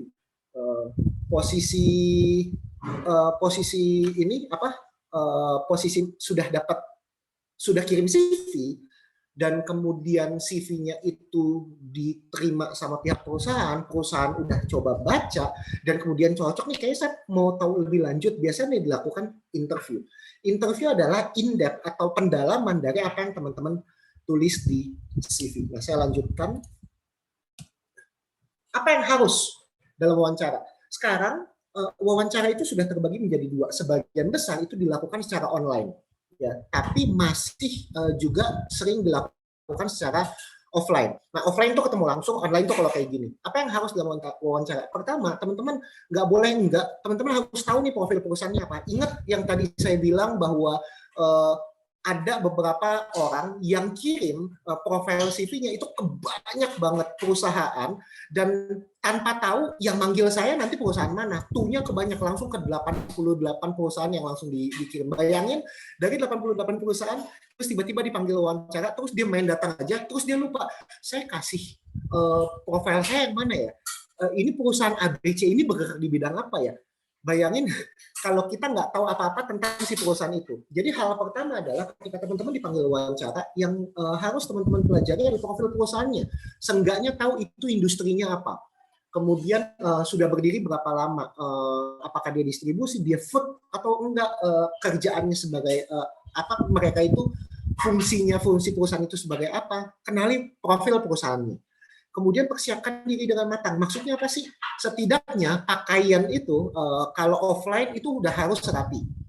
Oke, udah harus rapi. Nah, teman-teman tahu ya, sekarang ini kan perusahaan setidaknya terbagi menjadi dua juga. Perusahaan konvensional, perusahaan-perusahaan besar, atau perusahaan startup. Kalau teman-teman ketika belajar tentang profil perusahaannya dan teman-teman tahu ini adalah perusahaan startup, perusahaan yang apa ya?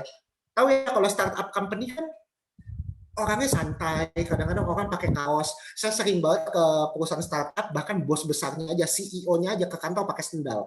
Saya nggak encourage teman-teman untuk interview offline pakai sendal, tapi at least kalau perusahaan yang teman-teman datangi untuk wawancara ada perusahaan startup, pastikan teman-teman tuh lebih ke arah formal, smart casual. Boleh pakai polo shirt itu yang kayak saya ini, yang ada kerahnya, ada lidahnya, tapi bukan bentuknya bukan kemeja. Boleh pakai polo shirt, tapi pastikan misalnya pakai jas. Saya punya jas di sini, misalnya pakai casual jas gitu, itu masih oke. Ya. Kaos misalnya kaos putih, kaos hitam, pakai jas itu masih oke. Kalau startup. Karena startup itu kemudian kalau ngelihat kita terlalu rapi, pakai kemeja putih, terus lengan panjang, pakai celana bahan hitam, terus pakai belt yang hitam juga, pakai pantofel, kita perusahaan startup akan melihat kalian tuh terlalu kaku. Tapi kalau perusahaan pada umumnya justru teman-teman harus formal itu. Jadi teman-teman harus bisa pintar-pintar beradaptasi perusahaan mana yang manggil teman-teman wawancara. Itu maksud saya dipersiapkan diri dengan matang. Ngerti dulu perusahaan yang manggil teman-teman wawancara seperti apa, persiapkan diri. Kalau dipanggil secara online, persiapkan diri juga. Internet. Saya selalu nih kalau online penting kayak gini, saya selalu gunakan kan internet saya di rumah ini, by the way saya punya internet rumah, tapi di handphone saya selalu siapkan kuota cadangan kalau internet saya down. Nah, itu yang juga harus teman-teman miliki, bahwa mungkin di rumah teman-teman kalau sebagian besar pakai internet, tapi kita nggak bisa pungkiri bahwa kadang-kala internet di rumah tuh down di saat yang tidak terduga. Ya kan? Nah, kalau yang terjadi adalah internet tiba-tiba down, yang bisa teman-teman lakukan adalah langsung switching. Nah, itu Anda persiapkan diri dengan matang. Kemudian ketika persiapkan diri itu juga termasuk dengan jawaban-jawaban yang mungkin dikeluarkan. Pertanyaan apa sih yang paling sering muncul dari interviewer atau pewawancara? Pertanyaan yang paling sering muncul adalah jelaskan tentang diri kamu, ya. Abang, kakak, teman-teman semua harus bisa jelaskan secara gamblang diri teman-teman seperti apa. Kemudian coba diceritain dong pengalaman organisasi kamu di CV kan ya ada tuh pengalaman organisasi kamu sebagai ketua POSA misalnya, atau ketua organisasi ini, ketua acara ini, coba ceritakan dong apa saja yang kamu lakukan, coba diceritakan. Jadi balas atau jawab dengan lugas, dengan nggak terlalu banyak mikir, karena terkesannya kalau terlalu banyak mikir kita make up. kita membuat-buat cerita. Padahal kan sebenarnya kita nggak buat cerita. Yang kita harus pastikan adalah coba baca kembali CV kita, kemungkinan besar kita akan ditanyain mengenai pengalaman organisasi dari CV kita itu. Baik itu pengalaman organisasi ataupun pengalaman kerja, udah pasti kita akan ditanyain tentang itu. Jadi ingat-ingat lagi, oh waktu saya organisasi di sini saya ngapain ya?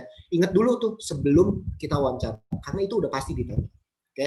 Kemudian yang ketiga, siapkan tentang gaji yang diharapkan. Jadi jangan belepotan atau jangan jawab yang aneh-aneh ketika ditanya berapa ekspektasi gaji kamu. Kita harus doing our own research. Ya. Jangan jawab kayak gini, ya gaji saya mah sesuai dengan ini aja deh Pak, budgetnya perusahaan. Perusahaan nggak mau jawaban itu. Ya. Karena jelas budget perusahaan Pak, perusahaan punya budget.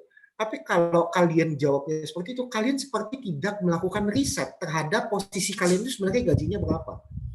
Teman-teman coba lihat di LinkedIn, banyak banget posisi-posisi misalnya financial staff ditawarin gaji berapa. Atau teman-teman bisa lihat Glassdoor, glassdoor.com. Glass itu glass, G-L-A-S-S, door itu pintu, Glassdoor, glassdoor.com. Teman-teman bisa buka, di situ banyak sekali dari negara-negara tentang gaji masing-masing posisi itu kurang lebih di angka berapa. Teman-teman bisa do your own research, tanyain teman-teman yang juga sebagai finance staff juga misalnya, boleh tahu nggak tentang gaji lo berapa sih?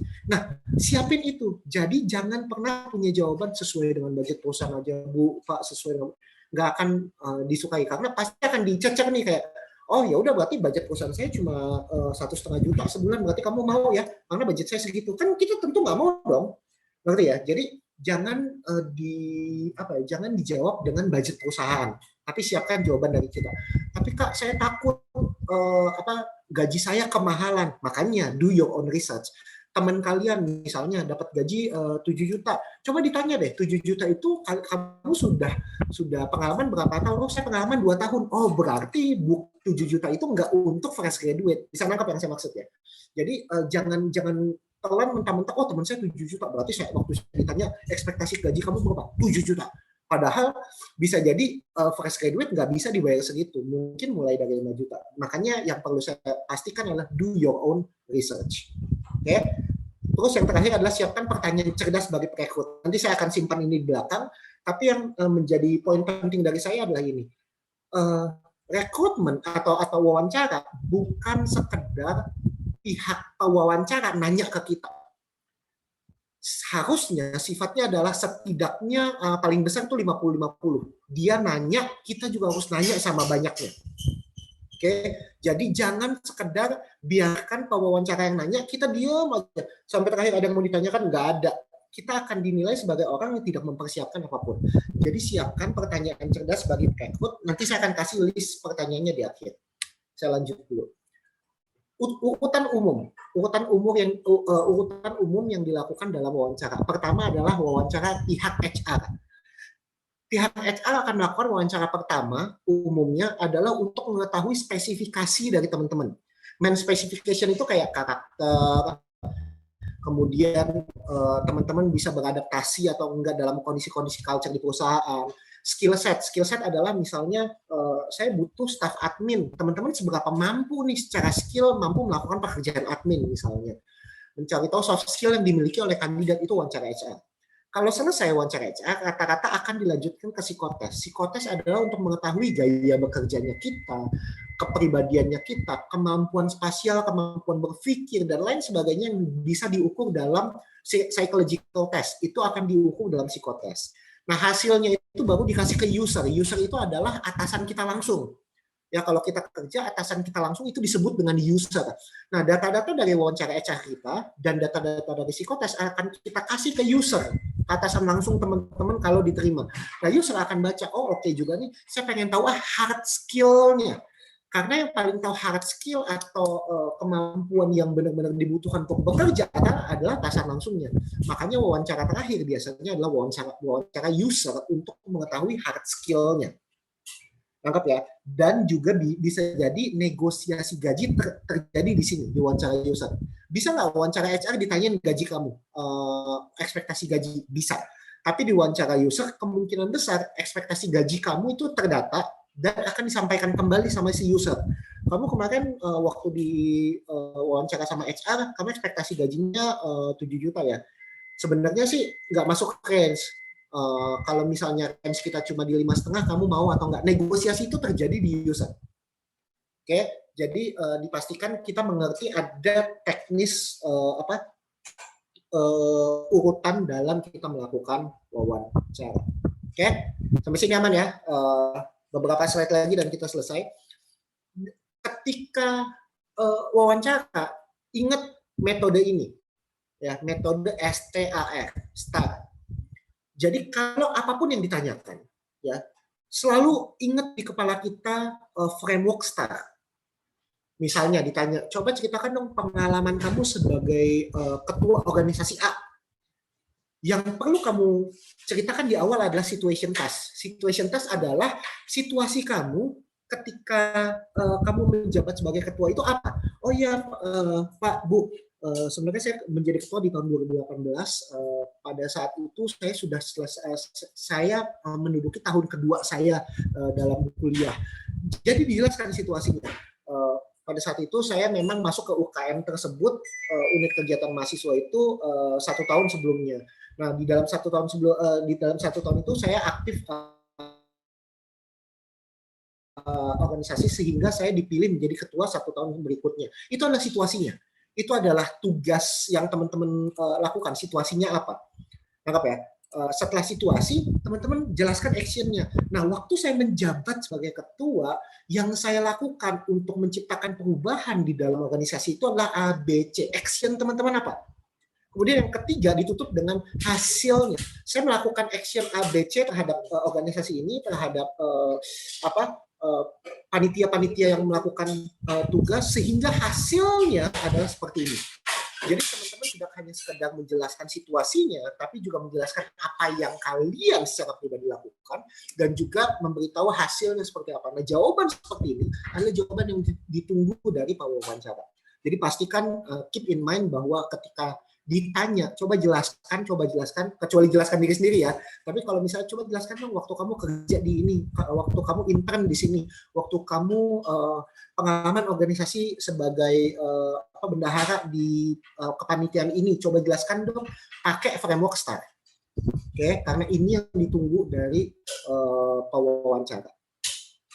Selanjutnya, harusnya slide. Oh ya, ini slide terakhir saya. Tadi ingat saya bilang bahwa yang namanya interview harusnya 2 arah.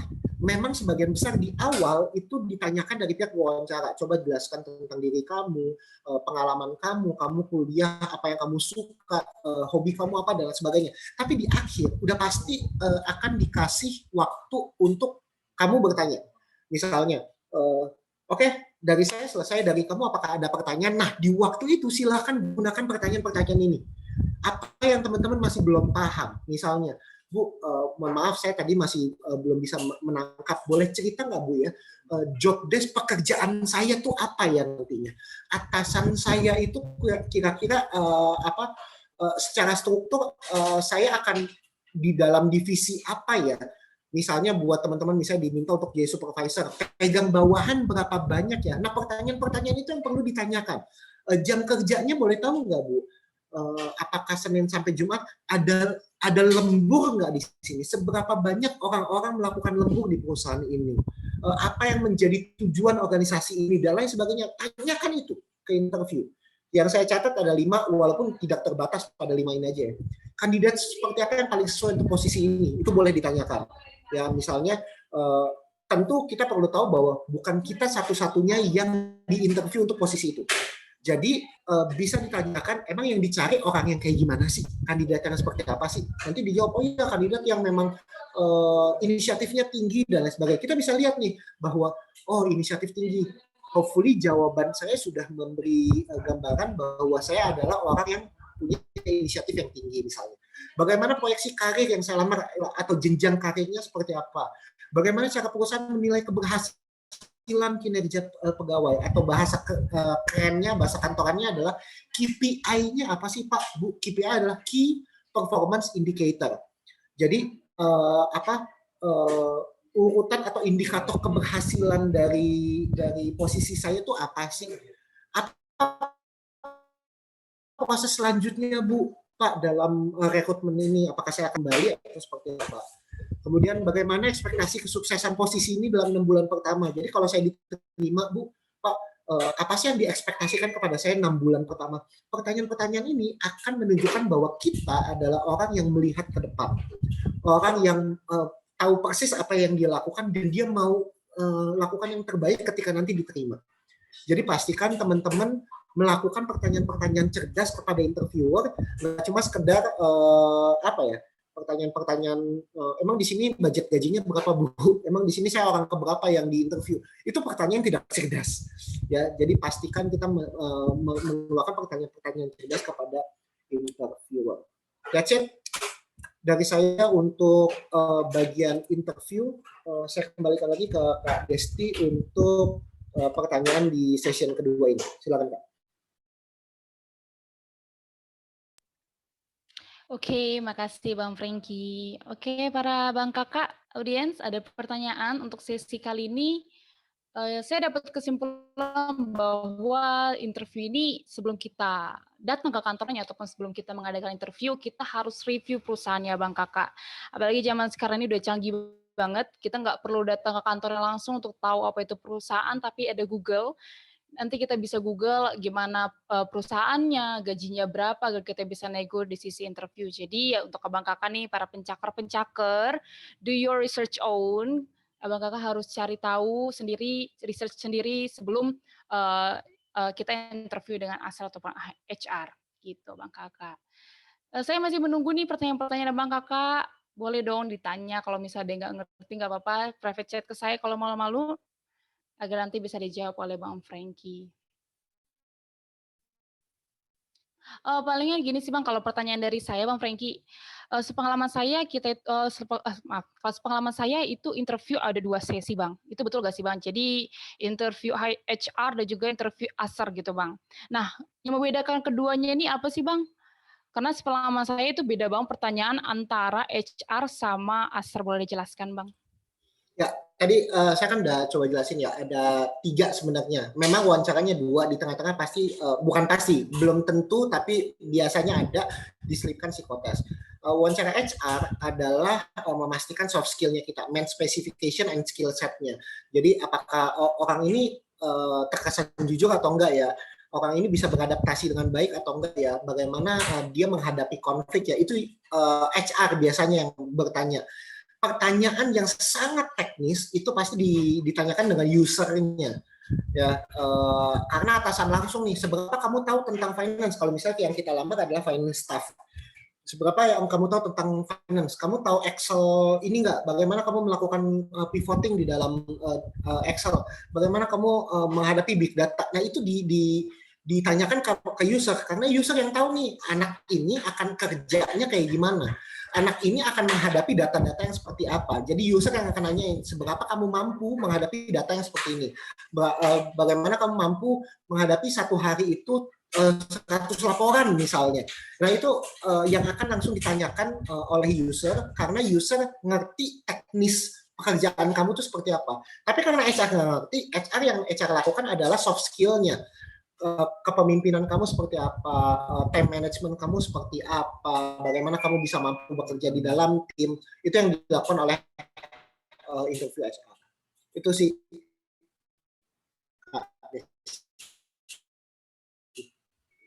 Oke, Bang Franky. Jadi kalau HR itu lebih ke teknis saat kita bekerja karena di atasan kita. Oke, Bang Kakak. Ini udah ada pertanyaan nih, Bang. Saya bacakan dulu. Yang pertama dari Bang Hardi, Bang. Bang Hardi lagi bertanya nih, Bang.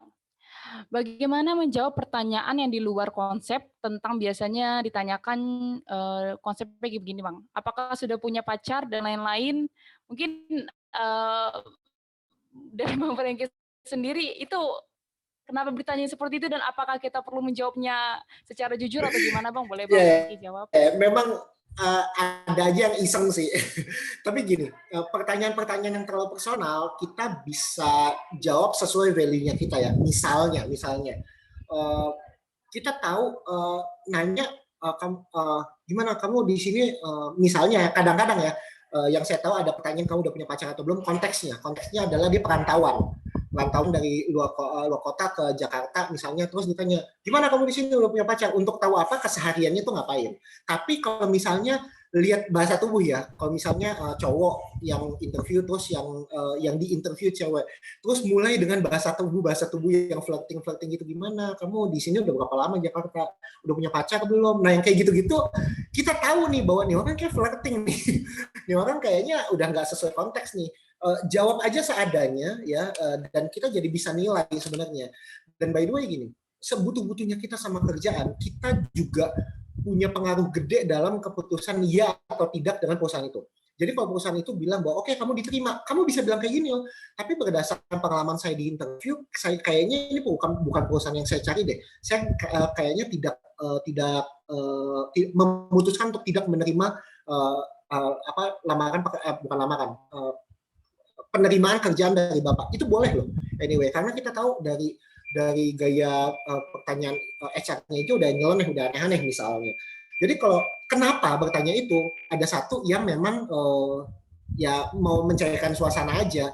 Ada dua yang memang flirting itu kita harus tahu nih bahwa kalau ada flirting, gue nggak mau, jangan tanggapi lebih lanjut. Gitu. Ada posisi-posisi saya, contohnya saya sering banget nanyain apakah Bapak udah beristri, untuk apa? Untuk saya tahu seberapa sibuk dia after office. Biasanya itu dilakukan ke cewek.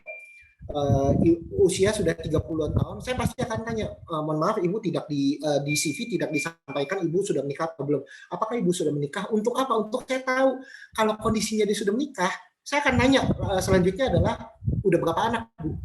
Di rumah yang bantu ngurusin anak siapa? Jadi kalau misalnya jawabannya, oh iya anak saya 2, dan di rumah yang ngurusin anak saya adalah mertua saya tahu persis, berarti orang ini nggak bisa diajak kerja lembur. Ya, jadi itu konteks kenapa saya tanya biasanya ke ibu-ibu. Tapi kalau misalnya, oh iya itu saya punya pembantu kok di rumah, kalau punya pembantu di rumah, ya berarti memang kerjaannya salah satu jaga anak. Dia masih mungkin kita atur untuk lembur. Gitu. Jadi biasanya ada konteks, tapi kalau pacar biasanya tidak terlalu meter sih. Tapi ada jawaban-jawaban dari apa ya? Dari pencakar yang nyeleneh. Nah ini yang hopefully teman-teman tidak menjawab ini ke interviewer ya. Yaitu adalah jawaban-jawaban yang punya kesan bucin. Jadi jangan salah, banyak yang ditanya sama interviewer kayak gini, kalian siap nggak? Kamu siap nggak kalau misalnya diminta untuk dinas keluar kota selama beberapa minggu? Jawabannya apa tau nggak? Saya harus cari tahu dulu ya nanti ke mama saya dan ke pacar saya. Ada loh jawaban kayak gitu. Dan kalau udah jawabannya kayak gitu, kita ngerasa bahwa ini apaan sih, ini bucin banget gitu loh. Kenapa harus ada jawaban nanti saya tanyain dulu ke pacar saya gitu. Jadi jawaban kayak gitu tuh nggak penting. Dan jawaban kayak gitu justru menunjukkan bahwa karakter kita adalah karakter yang masih kekanak-kanakan. Oke. Jadi kalau memang ternyata ada urusannya dengan keluarga, sampaikan bahwa jawaban yang oke adalah, dari saya pribadi saya sebenarnya nggak masalah. Bahkan saya senang dengan opportunity, kesempatan di mana saya bisa pergi keluar dari kota di mana saya memang lahir. Tapi memang nggak bisa dipungkiri bahwa saya masih tinggal dengan keluarga. Keputusan ini tidak bisa diganggu, tidak bisa dipisahkan dari izin dari keluarga saya. Dari saya pribadi saya nggak masalah, tapi saya yakin saya akan bisa meyakinkan orang tua saya untuk saya bisa keluar dari zona nyaman saya untuk bisa dinas beberapa minggu. Tapi jika saya diminta untuk dinas lebih dari 1 bulan atau 2 bulan, tampaknya saya harus dapat izin dari keluarga saya. Itu jawaban itu akan terkesan jauh lebih profesional daripada ntar dulu ya saya tanya mama saya dulu dan pacar saya. Jadi hopefully itu tidak diberikan jawaban itu kepada interviewer ya teman-teman kalau ada pertanyaan-pertanyaan yang serupa. Itu Kak Desti. Oke, Bang Franky. Jadi kalau misalnya ada pertanyaan kayak gitu, kita perlu jawab seadanya aja, yang nggak usah terlalu mengikuti alur dari interview. Jadi sepinter-pinternya kita, itu yang saya dapat sih. Oke, Bang Franky, ini banyak banget nih Bang yang private chat, banyak banget pertanyaannya. Mungkin panitia boleh kasih info kita sampai jam berapa ya, biar saya nanti boleh. filter lagi. Oke Kak, Untuk waktunya sekitar 14.45 ya Kak, habis untuk sesi pertanyaan. 14.45. Oh. Sekarang di aku 36. Oke, Bang Franky. Ini karena banyak banget, jadi saya mau filter dulu. Yang pertama, ini paling pertama sih Bang. Ada 2 pertanyaan tapi saya satuin. Jadi gini pertanyaannya Bang. Dari Bang Juliarto Manik dan sama Kak Tiara, gaya bahasa dan keterampilan berbicara berpengaruh besar gak sih Bang ketika wawancara? Jadi ada 3 hal Bang, maaf Bang. Gaya bahasa, keterampilan berbicara, dan juga penampilan menarik itu berpengaruh gak sih Bang untuk sisi HR-nya dalam melirik kita Bang? Good question. Saya jawab yang paling mudah dulu ya, penampilan menarik. Tergantung. Kalau kalian diminta untuk jadi sekretaris, penampilan menarik jadi penting. Tapi kalau kalian orang-orang yang di belakang layar, misalnya admin, penampilan menarik mungkin nggak lagi penting. Maksud penampilan menarik apa sih? Ketika wawancara, penampilan menarik misalnya harus dandan, harus pakai aksesoris ini untuk cewek ya, aksesoris ini wawancara nggak terlalu dipentingkan ketika teman-teman memang di belakang layar. Tapi kalau teman-teman misalnya sales, sekretaris, PR, performance, public relation yang memang ketemu sama klien, ketemu sama orang, penampilan menarik kemudian menjadi penting. Jadi coba lihat konteks pekerjaan yang teman-teman tuju. Jangan semuanya kemudian saya cuma orang belakang layar kok jadi admin terus harus berpenampilan menarik, akan too much jadinya. Oke, itu yang paling mudah, penampilan menarik. Gaya bahasa dan keterampilan berbicara penting atau enggak? Absolutely. Karena gini, kemampuan berbicara, gaya bahasa itu akan kaitannya dengan etika. Ya, jangan sampai ini kita terbiasa dengan bang, kak, terus datang ke perusahaan, terus malah manggil bapaknya bang. Ya bang, itu buat saya walaupun terkesan nggak masalah ya, kayak ya sebenarnya baik-baik aja, tapi belum tentu semua orang mau dipanggil bang. Oke. Konteks. Kalau misalnya kita udah ngomong pakai pak, ternyata kita tahu nama panjang dia siapa, Silalahi. Oh wah bang, Batak juga ya bang. Boleh kita lebih informal nggak bang panggil abang gitu, atau enggak dia mulai duluan, oh kamu Batak ya, nah ini mah kita ini udahlah santai aja lah kita, nah baru kita oh iya bang, jadi nggak apa-apa nih bang saya panggil abang, nah itu baru oke. Jadi jangan tengah-tengah jangan tengah-tengah kemudian kita manggilnya sok-sok informal gitu loh. Jadi pastikan kita pakai gaya bahasa yang lebih tertata, lebih profesional, dan pastikan kita menggunakan gaya bahasa yang tertutur gitu loh bahasanya. Jangan pakai lo gue, jangan ya kayaknya gimana ya gitu. Gitu ya. Kan ada beberapa yang logat, bukan masalah logat ya, tapi kalau kita ngomong tuh ya gitu deh. Ngerti ya? Ya, itu kan tata bahasa tuh. Itu sebisa mungkin jangan dilakukan di dalam wawancara. Ya gitu deh. Gimana kamu suka nggak di jurusan kamu? Ya gitu deh. Pak suka-suka aja sih. Itu apa ya? Walaupun jawabannya nggak salah, tapi gaya bahasa yang dituturkan tidak profesional. Gitu. Jadi kenapa saya bilang sepenting itu? Karena memang gaya kita akan kemudian dilihat dari bagaimana cara kita menyampaikan. Nggak harus seformal baik Pak. Terus kalau teman-teman bisa lihat saya misalnya tangan di atas meja, terus kayak badan tegak, siapa? Menurut saya nggak usah santai aja, tapi nggak usah bahasa yang terlalu informal juga gitu. Nangkep ya? Hopefully ini bisa jadi gambaran buat teman-teman. Itu Kak Desti. Oke Bang Franky, makasih banget atas jawabannya. Ini ada lagi pertanyaan Bang.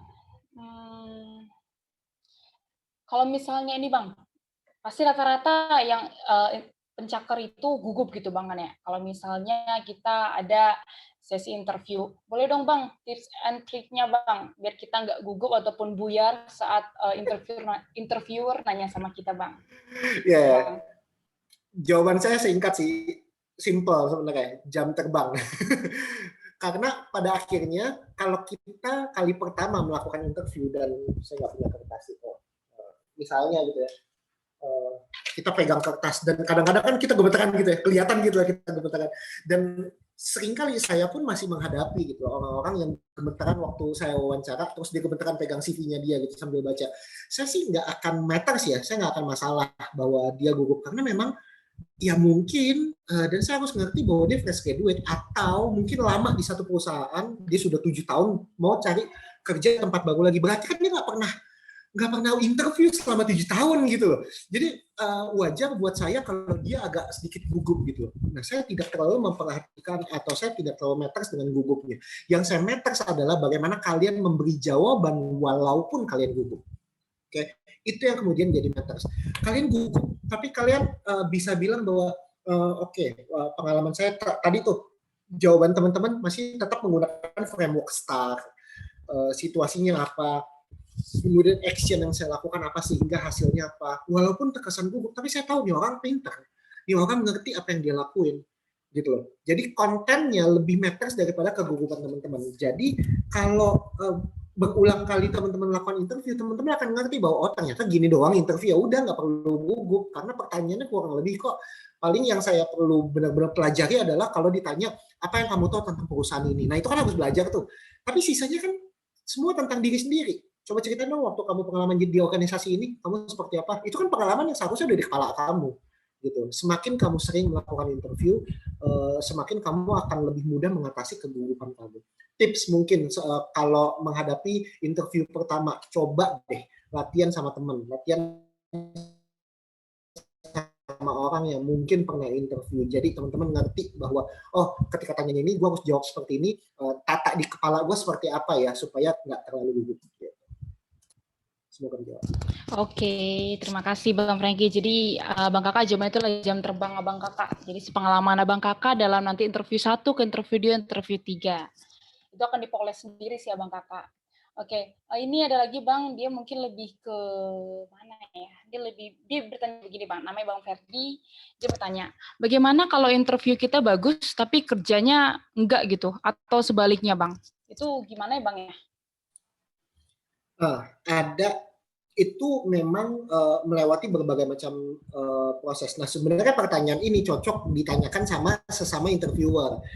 Banyak yang bilang kayak gini, kan seringkali kita nanya, jawaban mereka kan kita nggak bisa validasi benar atau enggak. Bisa jadi bohong. Bisa jadi gimana kamu menghadapi rekan kerja kamu yang nyebelin, oh saya akan minta maaf duluan, bla bla bla bla bla. Dari mana kita tahu ketika benar-benar dia ada masalah dia minta maaf duluan? Dari mana kita tahu bahwa apa yang dia bicarakan itu 100% benar atau sekedar make up cerita? Ada beberapa yang bilang bahwa kerjaan saya bagus, waktu saya di kepanitiaan saya yang paling inisiatif. Padahal belum tentu yang seperti itu. Jadi gimana caranya kalau misalnya dia sebenarnya kerjanya bagus tapi wawancaranya jelek? Itulah kenapa kita perlu punya skill dalam berkomunikasi supaya orang atau interviewer tahu kamu sebagus itu, nggak cuma sekedar kamu di kerjanya bagus, tapi kamu menjual diri kamu juga bagus.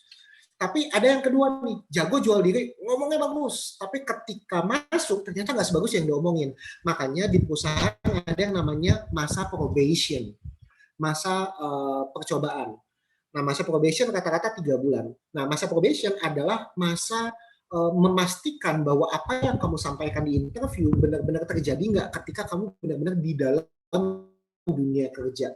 Nah, itu adalah masa probation. Jadi dalam masa 3 bulan adalah masa di mana teman-teman diuji coba. Dan kalau dalam 3 bulan, 1-3 bulan, teman-teman tidak sebagus yang teman-teman sampaikan dan tidak memenuhi kualifikasi dan perusahaan berhak untuk nge-cut langsung tanpa ada kompensasi apapun. Gitu. Karena ibaratnya ya lo berarti faking good nih, lo bluffing waktu di interview kayak bagus banget, pas kerja ternyata begini amat gitu loh. Gitu. Jadi pas wawancara kayak wih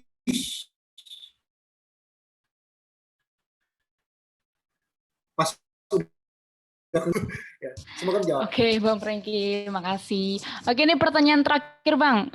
Dia pengen nanya langsung nih, Bang. Boleh, Bang Wifan? Silakan pertanyaannya. Boleh, silakan.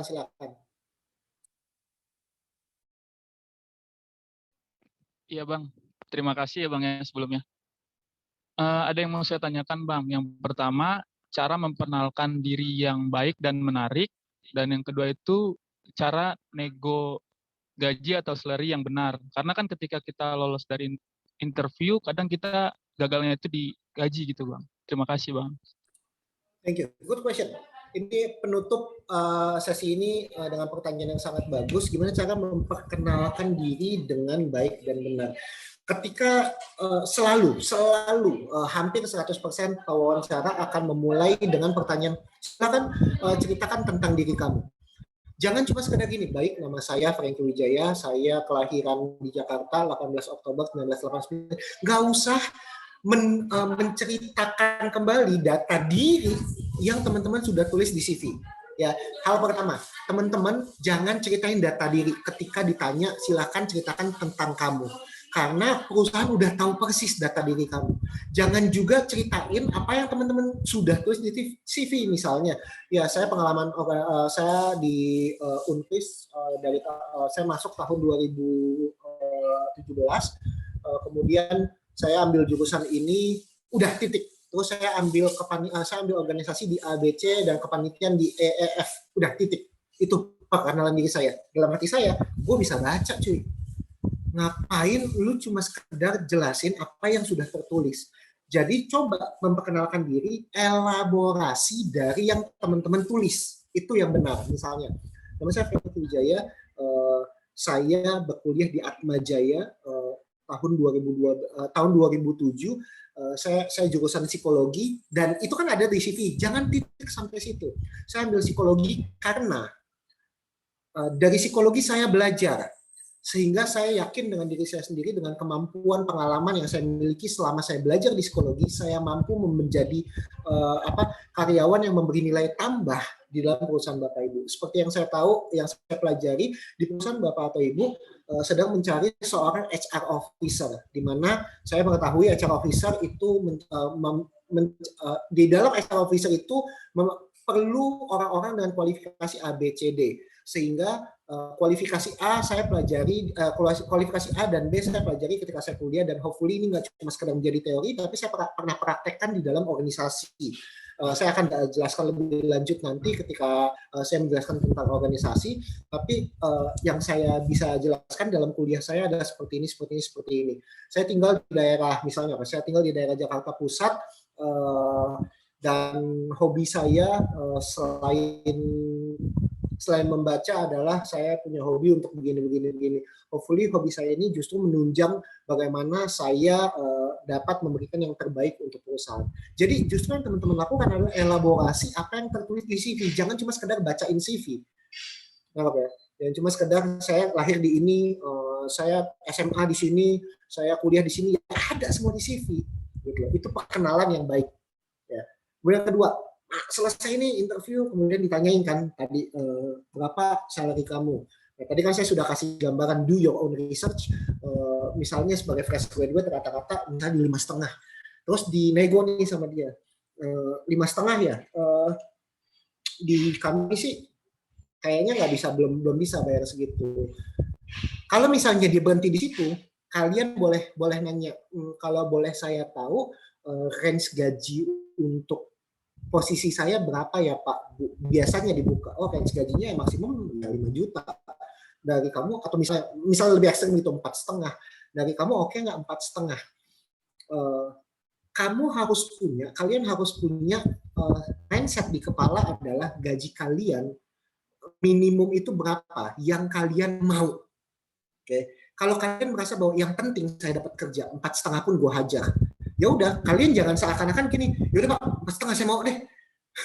Berarti ya, kayak gaji kamu kan 5,5. Di kita sih nggak segitu, di kita maksimum 4,5. Oke Pak, nggak apa-apa Pak, lah hajar aja Pak. Gitu, kayak kita desperate banget gitu loh.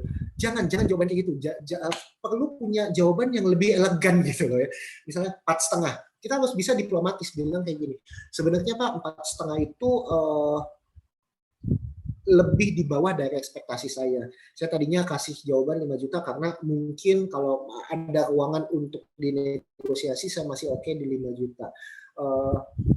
Dari pihak perusahaan memungkinkan nggak Pak ya untuk kita tetap stay di tengah di 5 juta? Nggak apa-apa loh negosiasi. Ya, kita stay di 5 juta karena menurut saya, jadi dikasih menurut saya Satu, pertama mengenai jarak, Pak, saya harus menggunakan kendaraan sendiri atau kendaraan ini, saya harus menghitung biaya untuk itu, kemudian biaya untuk hidup dan lain sebagainya. Belum lagi saya merasa angka 5 juta adalah angka yang wajar melihat kelulusan saya merupakan salah satu kelulusan terbaik. Jadi kasih reason kenapa kita tetap mau di angka lebih tinggi daripada yang dia tawarin. Tapi kalau misalnya dari dia nggak ada sih, kalau kamu nggak mau ya mungkin saya akan tetap cari yang baru.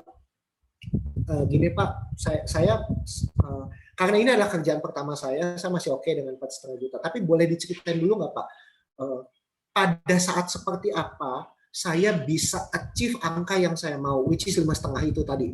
Jadi ibaratnya apa ya?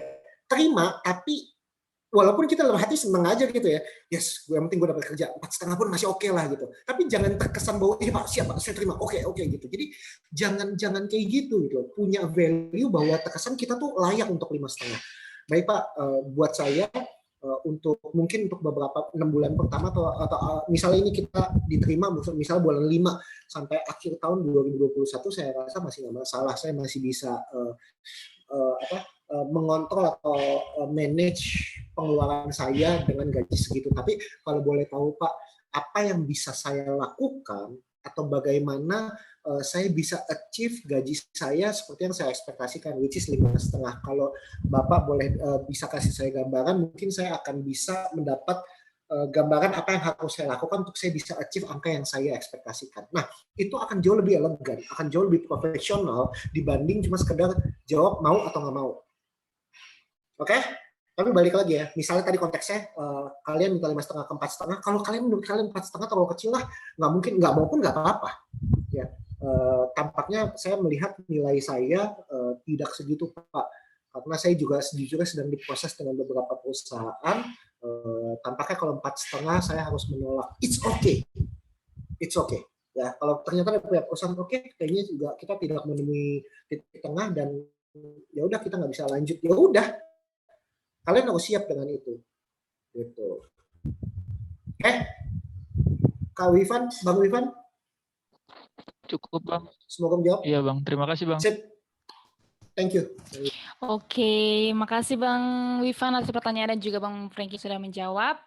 Oke Bang Kakak, banyak banget ya yang tadi Bang Frankie sudah jelaskan tips and triknya dalam mencari kerja nanti. Untuk Bang Kakak mungkin di sini masih ada yang masih berkuliah ataupun masih mencari kerja.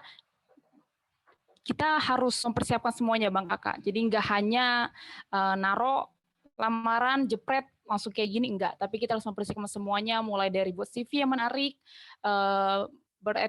beretitude dan etika juga dalam mengirimkan CV, dan juga dalam sisi interview kita harus cari dulu, research dulu tentang perusahaan apa yang menginterview kita. Gitu Bang Kakak untuk sesi hari ini. Untuk webinar hari ini nggak terasa ini udah berakhir ya Abang Kakak ya. Jadi kiranya untuk Abang Kakak semua dapat serap ilmu dari Bang Frankie ini dan aplikasikannya pada nanti Abang Kakak yang akan mencari kerja nanti. Makasih Bang Frankie juga yang udah kasih kesempatan untuk berbicara di webinar kita kali ini.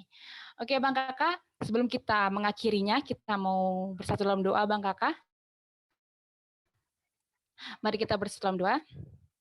Bapak yang sungguh baik, terima kasih Tuhan atas berkat-Mu Tuhan bagi hidup kami Tuhan hingga saat ini Tuhan Yesus. Terima kasih Tuhan atas kesempatan-Mu Tuhan. Kami di tempat masing-masing Tuhan dapat melaksanakan webinar kami Tuhan tentang CV dan interview workshop Bapak.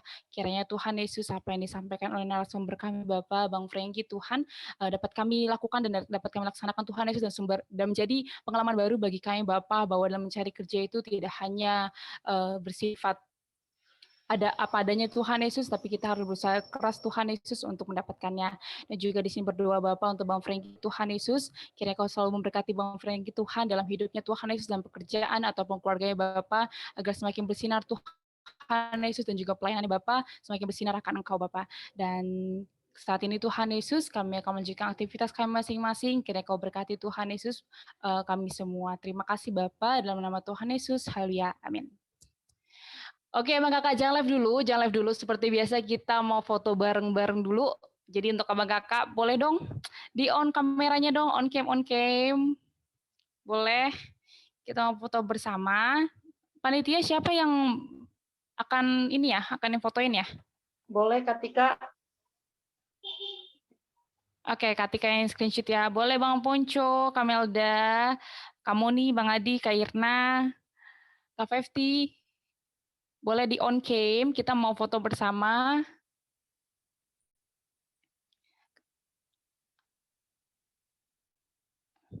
Belum semuanya nih, biar kita mulai foto barengnya Bang Ponco, Kak Harum, Kak Fefti, Kamoni, Kamelda,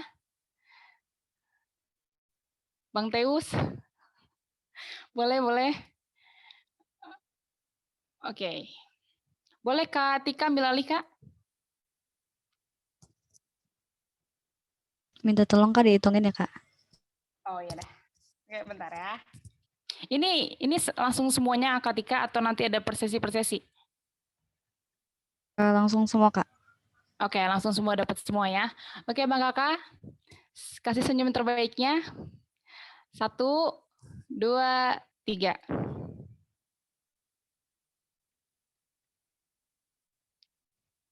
Sekali lagi ya.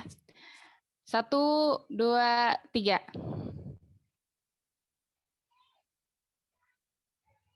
Oke, Bang Kakak, makasih ya untuk semuanya. Kiranya Tuhan Yesus memberkati Bang Kakak semua. Bang Franky semuanya. Bang Franky mungkin tinggal sebentar Bang sama panitia. Thank you, Bro. Oke, siap. Oke. Makasih Bang Kakak semua. Boleh live. Thank you so much. Thank you Bang Kakak. Ya Bang Kakak. Dengeran nggak sih suara aku? Dengeran Bang Ponco. Thank you Bang Ponco.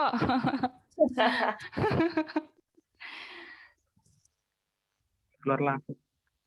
Bye-bye Bang Kakak. Terima kasih Bang Franky, terima kasih Kak Desti, dan terima kasih ya Bang Kakak yang lain. Tuhan Yesus memberkati. Iya, Kanita jangan live dulu bentar. Oh, aku kira mau. Panitia sama Bang Franky. Kak Harum, halo Kak. Boleh Kak live Kak? Oke. Ini panitia semua udah ya? Oh, Bang Ivan udah. Bang Ivan, boleh Bang? Bang Ivan panitia gak sih? Enggak. Panitia Kak. Oh, panitia? Iya. Yaudah saya izin live ya. Thank you Bang Franky. Tuhan berkati Bang. Tuhan berkati Bang Ivan.